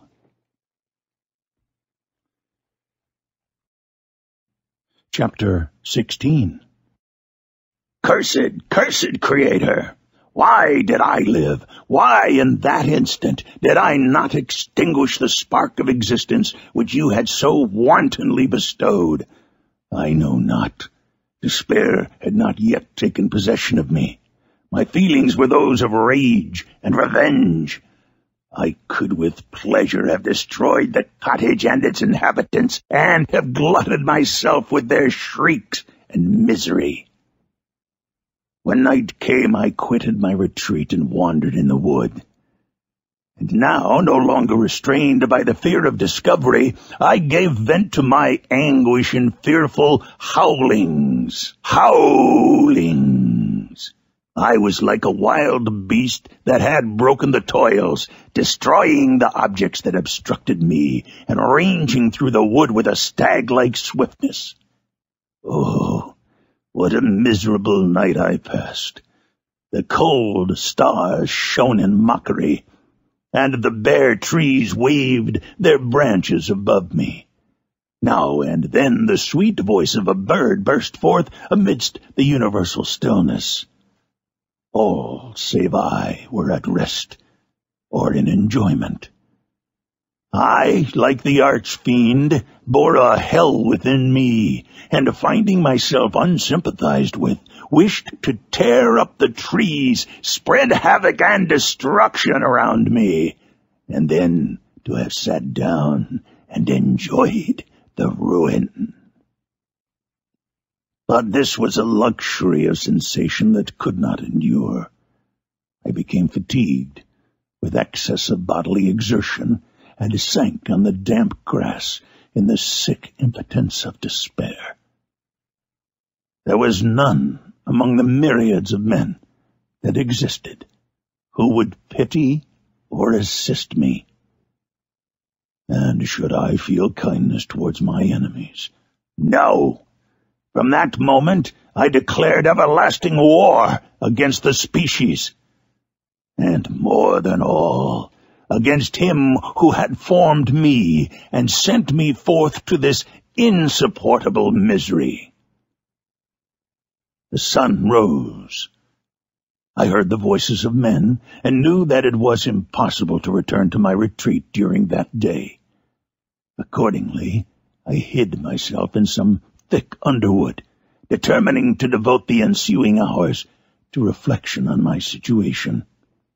The pleasant sunshine and the pure air of day restored me to some degree of tranquility, and when I considered what had passed at the cottage, I could not help believing that I had been too hasty in my conclusions. I had certainly acted imprudently. It was apparent that my conversation had interested the father in my behalf, and I was a fool in having exposed my person to the horror of his children. I ought to have familiarized the old de Lacy to me, and by degrees to have discovered myself to the rest of his family when they should have been prepared for my approach. But I did not believe my errors to be irretrievable, and after much consideration I resolved to return to the cottage, seek the old man, and by my representations win him to my party.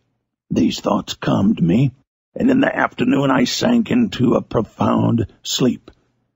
But the fever of my blood did not allow me to be visited by peaceful dreams. The horrible scene of the preceding day was forever acting before my eyes. The females were flying, and the enraged Felix tearing me from his father's feet. I awoke exhausted, and finding that it was already night, I crept forth from my hiding place and went in search of food.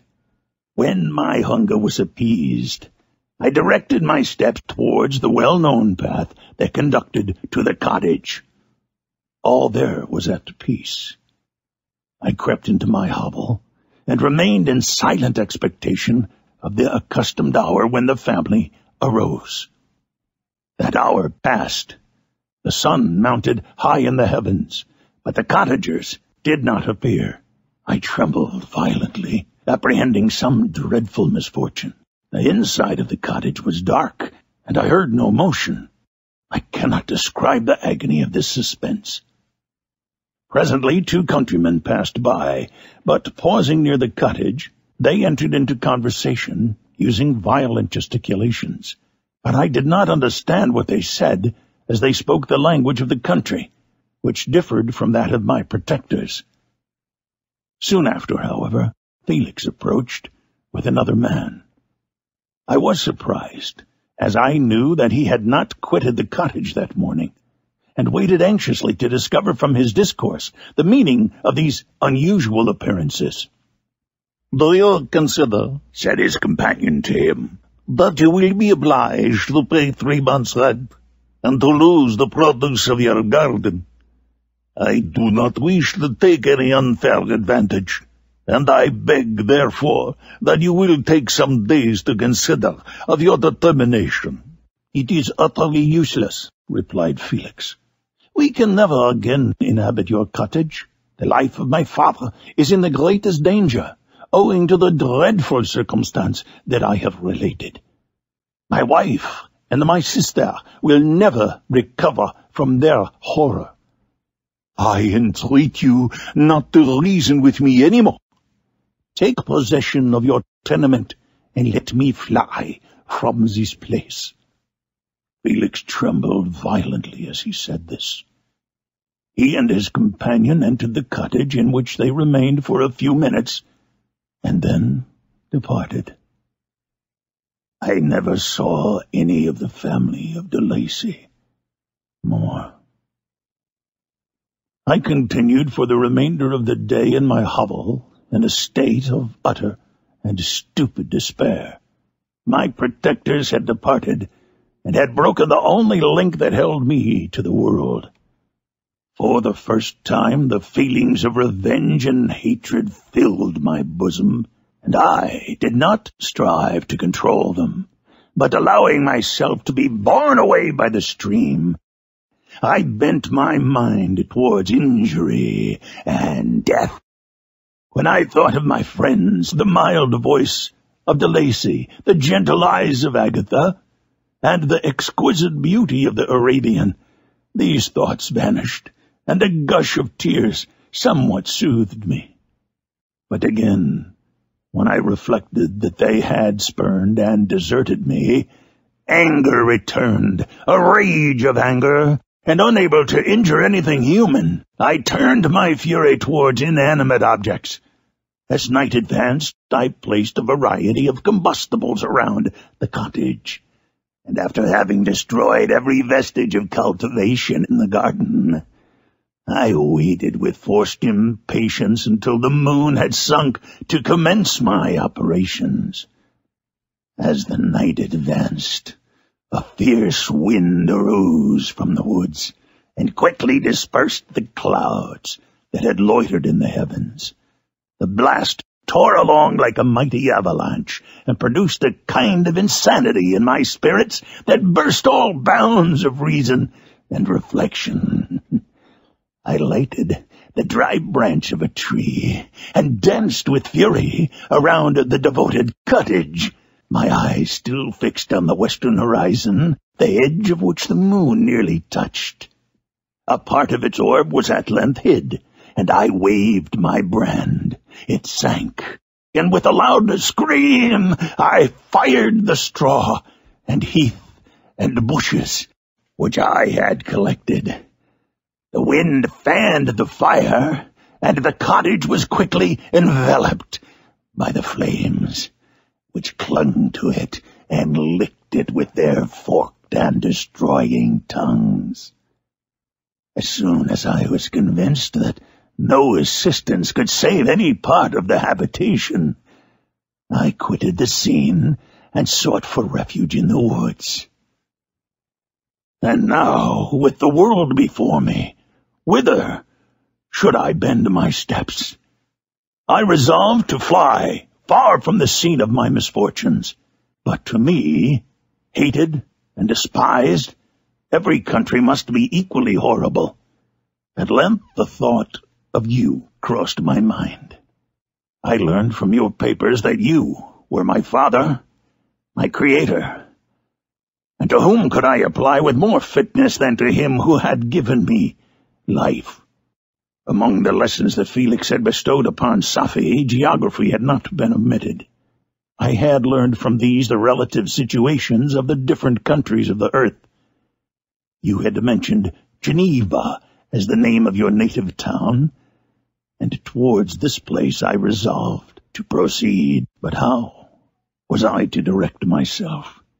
I knew that I must travel in a southwesterly direction to reach my destination, but the sun was my only guide.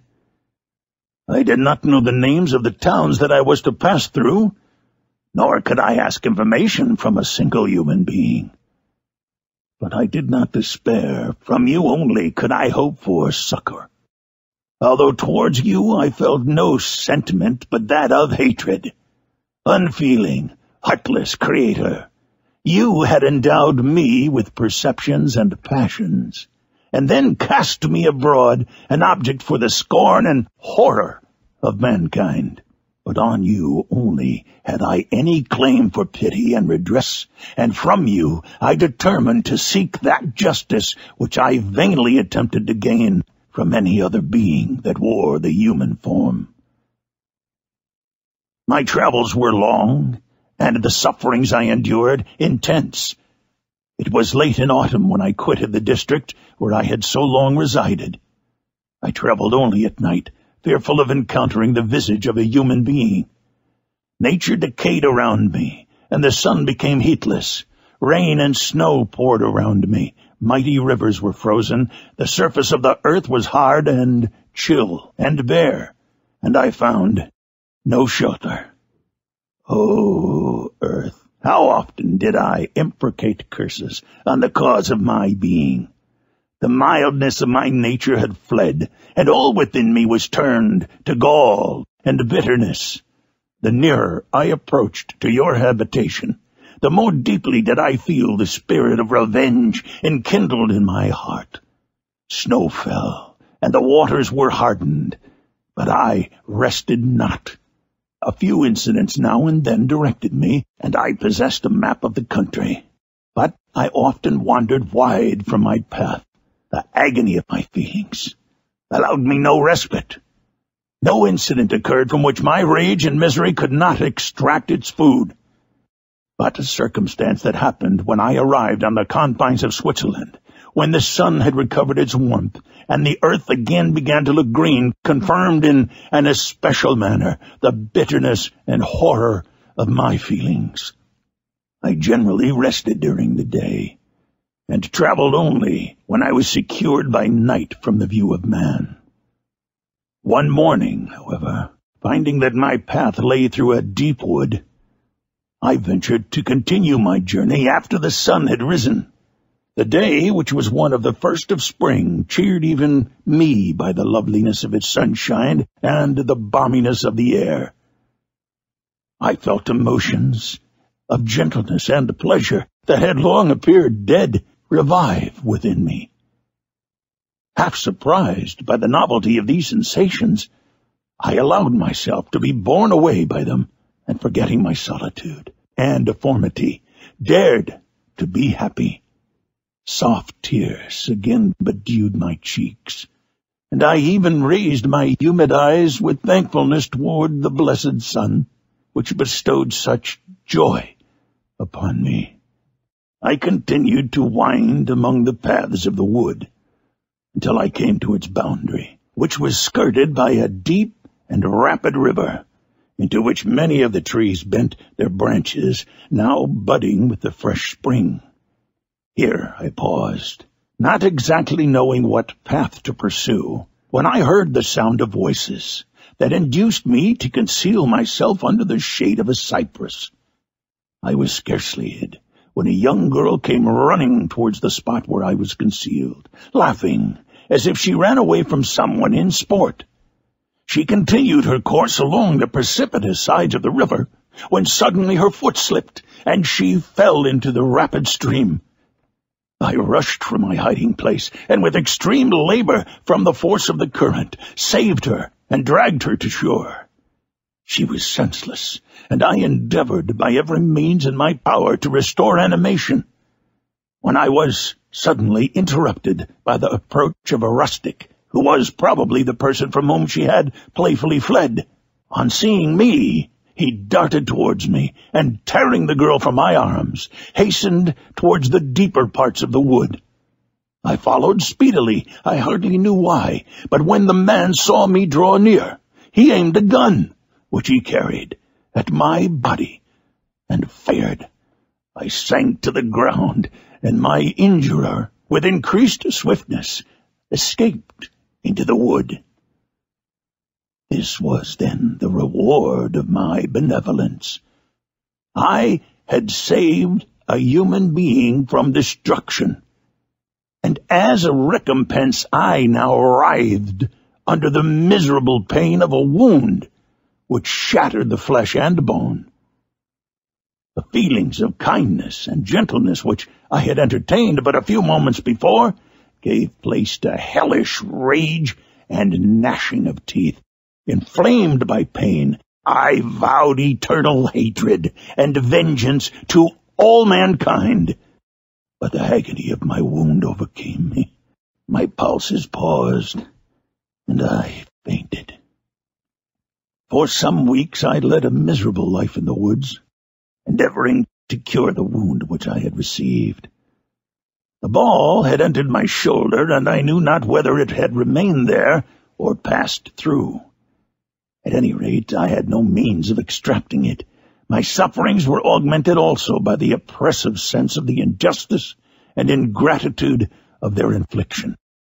My daily vows rose for revenge, a deep and deadly revenge, such as would alone compensate for the outrages and anguish I had endured.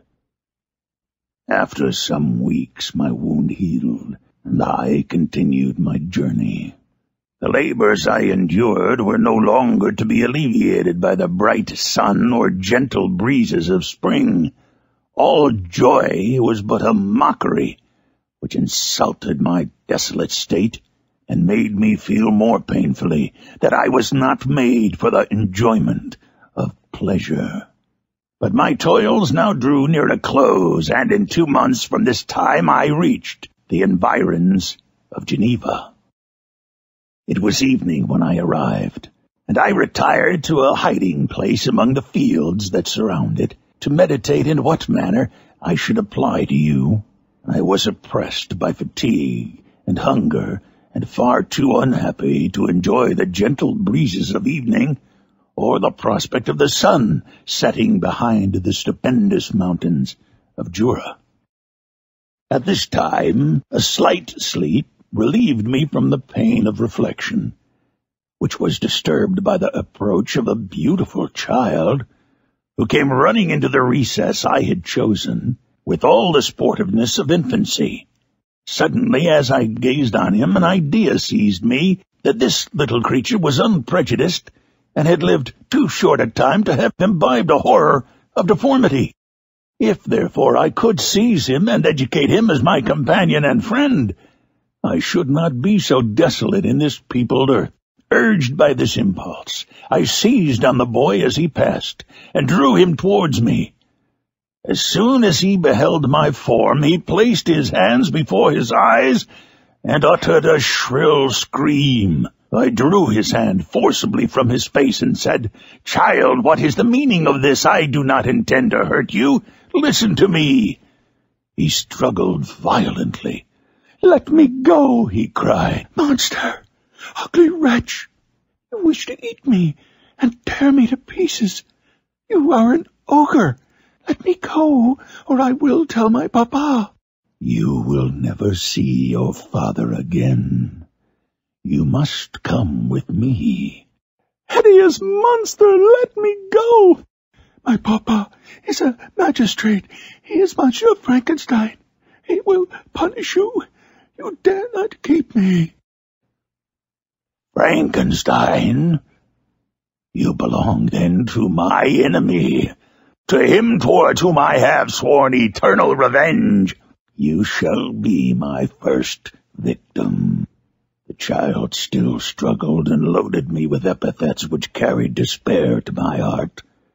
I grasped his throat to silence him, and in a moment he lay dead at my feet. I gazed on my victim, and my heart swelled with exultation and hellish triumph. Clapping my hands, I exclaimed, "I, too, can create desolation. My enemy is not invulnerable. This death will carry despair to him, and 1,000 other miseries shall torment and destroy him." As I fixed my eyes on the child, I saw something glittering on his breast. It was a portrait of a most lovely woman. In spite of my malignity, it softened and attracted me. For a few moments I gazed with delight on her dark eyes, fringed by deep lashes, and her lovely lips. But presently my rage returned. I remembered that I was forever deprived of the delights that such beautiful creatures could bestow, and that she, whose resemblance I contemplated, would, in regarding me, have changed that air of divine benignity to one expressive of disgust and affright. Can you wonder that such thoughts transported me with rage? I only wonder that at that moment, instead of venting my sensations in exclamations and agony, I did not rush among mankind and perish in the attempt to destroy them. While I was overcome by these feelings, I left the spot where I had committed the murder, and seeking a more secluded hiding place, I entered a barn which had appeared to me to be empty. A woman was sleeping on some straw. She was young, not indeed so beautiful as her whose portrait I held, but of an agreeable aspect, and blooming in the loveliness of youth and health. Here, I thought, is one of those whose joy-imparting smiles are bestowed on all but me. And then I bent over her and whispered, "Awake, fairest. Thy lover is near. He who would give his life but to obtain one look of affection from thine eyes, my beloved." Awake, the sleeper stirred. A thrill of terror ran through me. Should she indeed awake and see me and curse me and denounce the murderer? Thus would she assuredly act if her darkened eyes opened and she beheld me. The thought was madness. It stirred the fiend within me. Not I, but she shall suffer the murder I have committed, because I am forever robbed of all that she could give me. She shall atone. The crime had its source in her. Be hers the punishment. Thanks to the lessons of Felix and the sanguinary laws of man, I had learned now to work mischief. I bent over her and placed the portrait securely in one of the folds of her dress. She moved again, and I fled. For some days I haunted the spot where these scenes had taken place, sometimes wishing to see you, sometimes resolved to quit the world and its miseries forever. At length I wandered towards these mountains, and have ranged through their immense recesses, consumed by a burning passion, which you alone can gratify. We may not part until you have promised to comply with my requisition. I am alone and miserable. Man will not associate with me. But one as deformed and horrible as myself would not deny herself to me.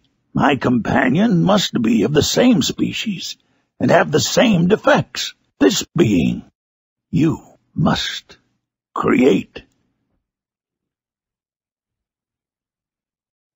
Chapter 17. The being finished speaking, and fixed his looks upon me in the expectation of a reply. But I was bewildered, perplexed, and unable to arrange my ideas sufficiently to understand the full extent of his proposition. He continued, "You must create a female for me, with whom I can live in the interchange of those sympathies necessary for my being. This you alone can do, and I demand it of you as a right which you must not refuse to concede." The latter part of his tale had kindled anew in me the anger that had died away while he narrated his peaceful life among the cottagers. And as he said this, I could no longer suppress the rage that burned within me. "I do refuse it," I replied, "and no torture shall ever extort a consent from me. You may render me the most miserable of men, but you shall never make me base in my own eyes. Shall I create another like yourself, whose joint wickedness might desolate the world? Begone! Begone! I have answered you. You may torture me, but I will never consent." "You are in the wrong," replied the fiend, "and instead of threatening, I am content to reason with you. I am malicious, because I am miserable. Am I not shunned and hated by all mankind? You, my creator, would tear me to pieces and triumph. Remember that, and tell me why I should pity man more than he pities me. You would not call it murder if you could precipitate me into one of those ice rifts and destroy my frame, the work of your own hands. Shall I respect man when he condemns me? Let him live with me in the interchange of kindness, and instead of injury I would bestow every benefit upon him, with tears of gratitude at his acceptance. But that cannot be. The human senses are insurmountable barriers to our union, yet mine shall not be the submission of abject slavery. I will revenge my injuries. If I cannot inspire love, I will cause fear, and chiefly towards you, my archenemy, because, my creator, do I swear inextinguishable hatred. Have a care. I will work at your destruction, nor finish until I desolate your heart, so that you shall curse the hour of your birth." Fiendish rage animated him as he said this. His face was wrinkled into contortions too horrible for human eyes to behold. But presently he calmed himself and proceeded. "I intended to reason. This passion is detrimental to me, for you do not reflect that you are the cause of its excess. If any felt emotions of benevolence towards me, I should return them 100 and 100-fold. For that one creature's sake, I would make peace with the whole kind. But I now indulge in dreams of bliss that cannot be realized. What I ask of you is reasonable and moderate. I demand a creature of another sex, but as hideous as myself. The gratification is small, but it is all that I can receive, and it shall content me. It is true we shall be monsters, cut off from all the world, but on that account we shall be more attached to one another. Our lives will not be happy, but they will be harmless and free from the misery I now feel. Oh, my Creator, make me happy. Let me feel gratitude towards you for one benefit. Let me see that I excite the sympathy of some existing thing. Do not deny me my request. Do not deny me my request." I was moved. I shuddered when I thought of the possible consequences of my consent. But I felt that there was some justice in his argument. His tale, and the feelings he now expressed, proved him to be a creature of fine sensations, and did I not, as his maker, owe him all the portion of happiness that it was in my power to bestow? He saw my change of feeling, and continued, "If you consent, neither you nor any other human being shall ever see us again. I will go to the vast wilds of South America. My food is not that of man. I do not destroy the lamb and the kid to glut my appetite. Acorns and berries afford me sufficient nourishment. My companion will be of the same nature as myself, and will be content with the same fare. We shall make our bed of dried leaves. The sun will shine on us as on man, and will ripen our food. The picture I present to you is peaceful and human, and you must feel that you could not deny it, only in the wantonness of power and cruelty. Pitiless as you have been towards me, I now see compassion in your eyes. Let me seize the favorable moment and persuade you to promise what I so ardently desire." "You propose," replied I, "to fly from the habitations of man, to dwell in those wilds where the beasts of the field will be your only companions. How can you, who long for the love and sympathy of man, persevere in this exile? You will return, and again seek their kindness, and you will meet with their detestation.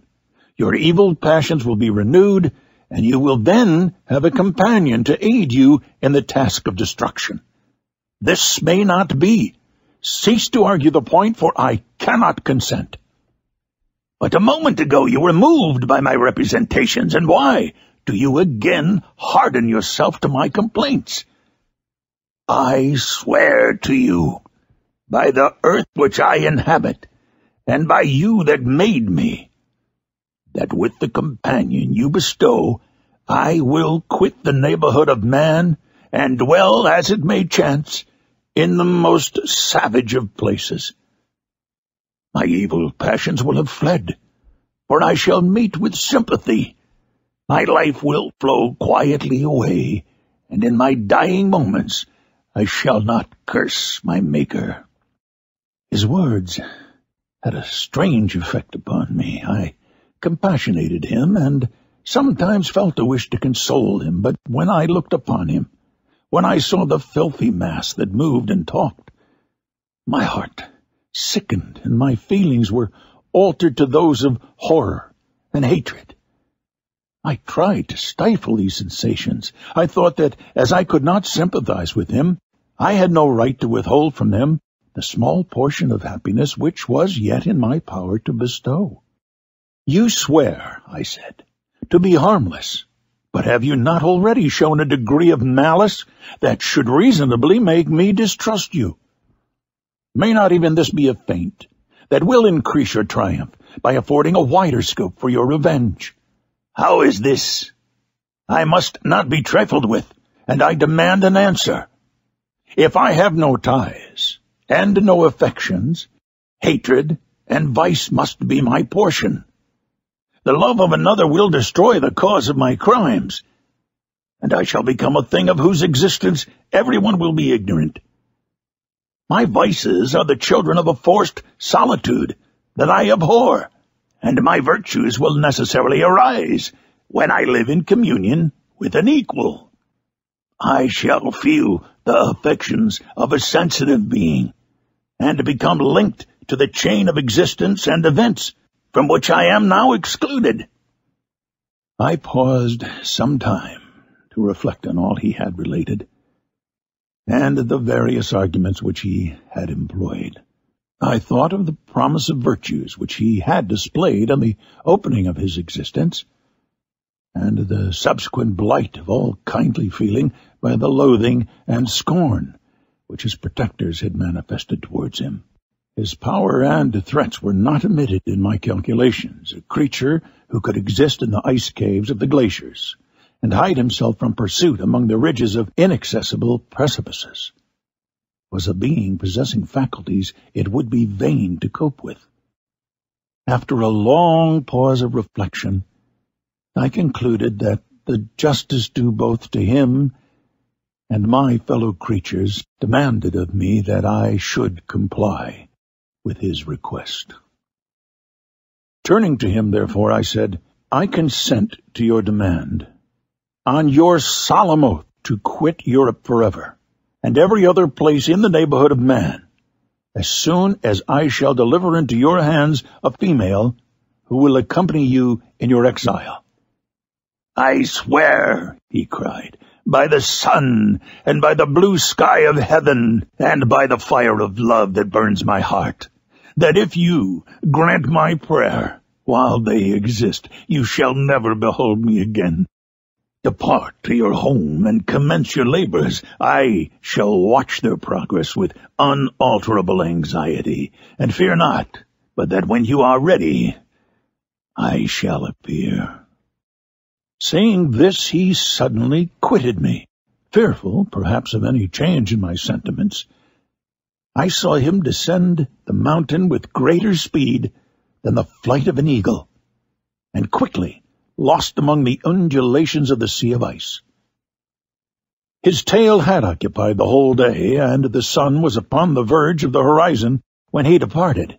I knew that I ought to hasten my descent towards the valley, as I should soon be encompassed in darkness. "You have destroyed the work which you began.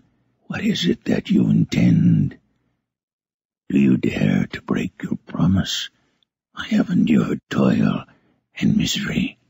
I left Switzerland with you. I crept along the shores of the Rhine, among its willow islands and over the summits of its hills. I have dwelt many months in the heaths of England and among the deserts of Scotland. I have endured incalculable fatigue and cold and hunger. Do you dare destroy my hopes?" "Begone! I do break my promise. Never will I create another like yourself, equal in deformity and wickedness." "Slave, I have reasoned before with you, but you have proved yourself unworthy of my condescension. Remember that I have power. You believe yourself miserable, but I can make you so wretched that the light of day will be hateful to you. You are my creator, but I am your master. Obey!" "The hour of my irresolution is past, and the period of your power is arrived. Your threats cannot move me to do an act of wickedness, but they confirm me in a determination of not creating you a companion in vice. Shall I, in cool blood, set loose upon the earth a demon whose delight is in death and wretchedness? Begone! I am firm, and your words will only exasperate my rage. The monster saw my determination in my face, and gnashed his teeth in the impotence of anger. "Shall each man," cried he, "find a wife for his bosom, and each beast have his mate, and I be alone?" I had feelings of affection, and they were requited by detestation and scorn. Man, you may hate, but beware. Your hours will pass in dread and misery, and soon the bolt will fall which must ravish from you your happiness forever. Are you to be happy while I grovel in the intensity of my wretchedness? You can blast my other passions, but revenge remains. Revenge, henceforth dearer than light or food. I may die, but first you, my tyrant and tormentor, shall curse the sun that gazes on your misery. Beware, for I am fearless and therefore powerful. I will watch with the wiliness of a snake, that I may sting with its venom. Man, you shall repent of the injuries you inflict. Devil, cease, and do not poison the air with these sounds of malice. I have declared my resolution to you, and I am no coward to bend beneath words. Leave me. I am inexorable. It is well. I go. But remember, I shall be with you on your wedding night. That is also my victim, he exclaimed. In his murder, my crimes are consummated. The miserable series of my being is wound to its close. Oh, Frankenstein, generous and self-devoted being, why does it avail that I now ask thee to pardon me? I, who irretrievably destroyed thee by destroying all thou lovedst. Alas, he is cold. He cannot answer me. His voice seemed suffocated, and my first impulses, which had suggested to me the duty of obeying the dying request of my friend in destroying his enemy, were now suspended by a mixture of curiosity and compassion. I approached this tremendous being. I dared not again raise my eyes to his face. There was something so scaring and unearthly in his ugliness. I attempted to speak, but the words died away on my lips. The monster continued to utter wild and incoherent self-reproaches. At length I gathered resolution to address him in a pause of the tempest of his passion. "Your repentance," I said, "is now superfluous. If you had listened to the voice of conscience and heeded the stings of remorse before you had urged your diabolical vengeance to this extremity, Frankenstein would yet have lived." "And do you dream," said the demon, "do you think that I was then dead to agony and remorse?" He continued, pointing to the corpse. "He suffered not in the consummation of the deed. Oh, not the 10,000th portion of the anguish that was mine during the lingering detail of its execution. A fateful selfishness hurried me on, while my heart was poisoned with remorse.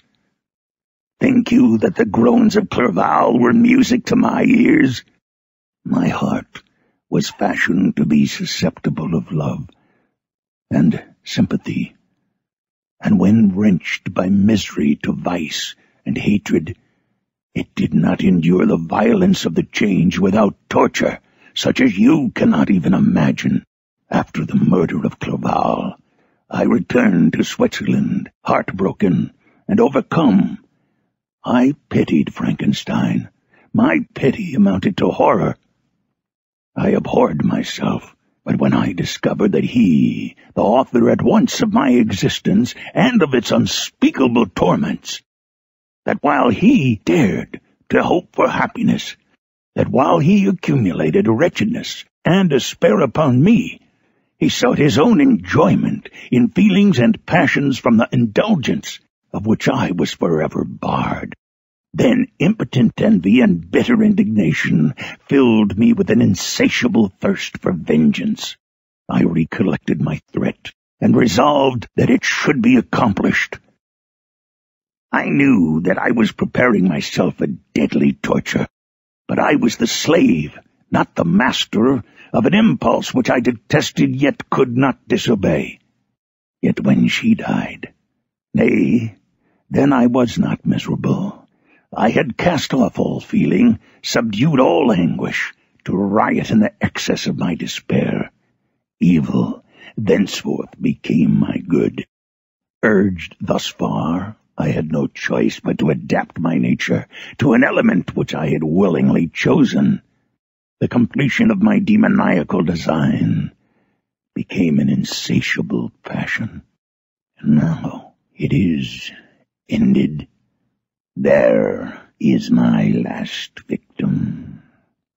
I was at first touched by the expressions of his misery, yet when I called to mind what Frankenstein had said of his powers of eloquence and persuasion, and when I again cast my eyes on the lifeless form of my friend, indignation was rekindled within me. "Wretch," I said, "it is well that you come here to whine over the desolation that you have made. You throw a torch into a pile of buildings, and when they are consumed, you sit among the ruins and lament the fall. Hypocritical fiend, if he whom you mourn still lived, still would he be the object, again would he become the prey of your accursed vengeance.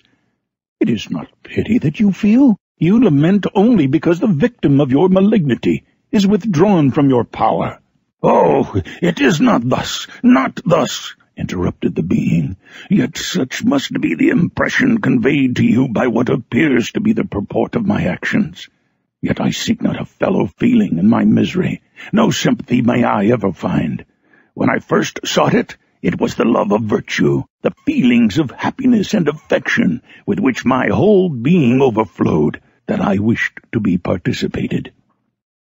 But now that virtue has become to me a shadow, and that happiness and affection are turned into bitter and loathing despair. In what should I seek for sympathy? I am content to suffer alone while my suffering shall endure. When I die, I am well satisfied that abhorrence and opprobrium should load my memory. Once my fancy was soothed with dreams of virtue, of fame and of enjoyment. Once I falsely hoped to meet with beings who, pardoning my outward form, would love me for the excellent qualities which I was capable of unfolding. I was nourished with high thoughts of honor and devotion, but now crime has degraded me beneath the meanest animal. No guilt, no mischief, no malignity, no misery can be found comparable to mine. When I run over the frightful catalogue of my sins, I cannot believe that I am the same creature whose thoughts were once filled with sublime and transcendent visions of the beauty and the majesty of goodness. But it is even so. The fallen angel becomes a malignant devil. Yet even that enemy of God and man had friends and associates in his desolation. I am alone. You, who call Frankenstein your friend, seem to have a knowledge of my crimes and his misfortunes, but in the detail which he gave you of them, he could not sum up the hours and months of misery which I endured, wasting in impotent passions. For while I destroyed his hopes, I did not satisfy my own desires. They were forever ardent and craving. Still I desired love and fellowship, and I was still spurned. Was there no injustice in this? Am I thought to be the only criminal, when all humankind sinned against me? Why do you not hate Felix, who drove his friend from his door with contumely? Why do you not execrate the rustic who sought to destroy the Savior of his child? Nay, these are virtuous and immaculate beings. I, the miserable and the abandoned, am an abortion to be spurned at and kicked and trampled on. Even now my blood boils at the recollection of this injustice. But it is true that I am a wretch. I have murdered the lovely and the helpless. I have strangled the innocent as they slept, and grasped to death his throat who never injured me or any other living thing. I have devoted my Creator, the select specimen of all that is worthy of love and admiration among men, to misery. I have pursued him even to that irremediable ruin. There he lies, white and cold in death. You hate me, but your abhorrence cannot equal that with which I regard myself. I look on the hands which executed the deed. I think on the heart in which the imagination of it was conceived, and long for the moment when these hands will meet my eyes, when that imagination will haunt my thoughts no more. Fear not that I shall be the instrument of future mischief. My work is nearly complete. Neither yours nor any man's death is needed to consummate the series of my being and accomplish that which must be done, but it requires my own. Do not think that I shall be slow to perform this sacrifice. I shall quit your vessel on the ice raft which brought me thither, and shall seek the most northern extremity of the globe. I shall collect my funeral pile and consume to ashes this miserable frame, that its remains may afford no light to any curious and unhallowed wretch who would create such another as I have been.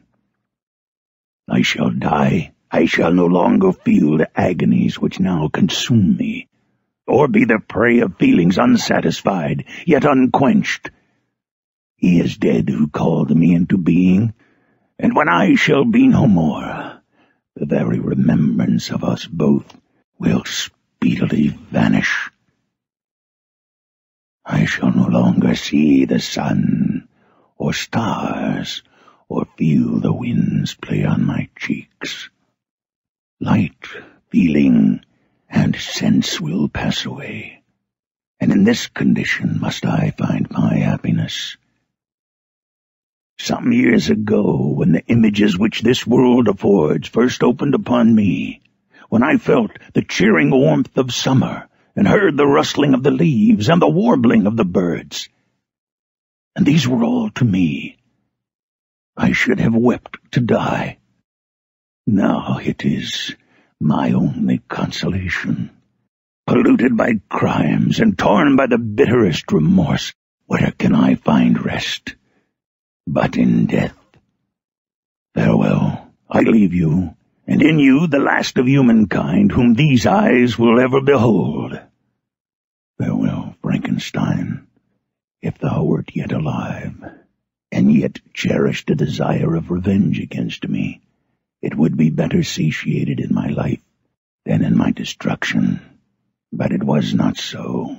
Thou didst seek my extinction, that I might not cause greater wretchedness, and if yet in some mode unknown to me thou hast not ceased to think and feel, thou wouldst not desire against me a vengeance greater than that which I feel. Blasted as thou wert, my agony was still superior to thine, for the bitter sting of remorse will not cease to rankle in my wounds until death shall close them forever. But soon, he cried with sad and solemn enthusiasm, I shall die, and what I now feel be no longer felt. Soon these burning miseries will be extinct. I shall ascend my funeral pile triumphantly, and exult in the agony of the torturing flames. The light of that conflagration will fade away. My ashes will be swept into the sea by the winds. My spirit will sleep in peace. Or if it thinks, it will not surely think thus. Farewell, He sprang from the cabin window as he said this upon the ice raft which lay close to the vessel.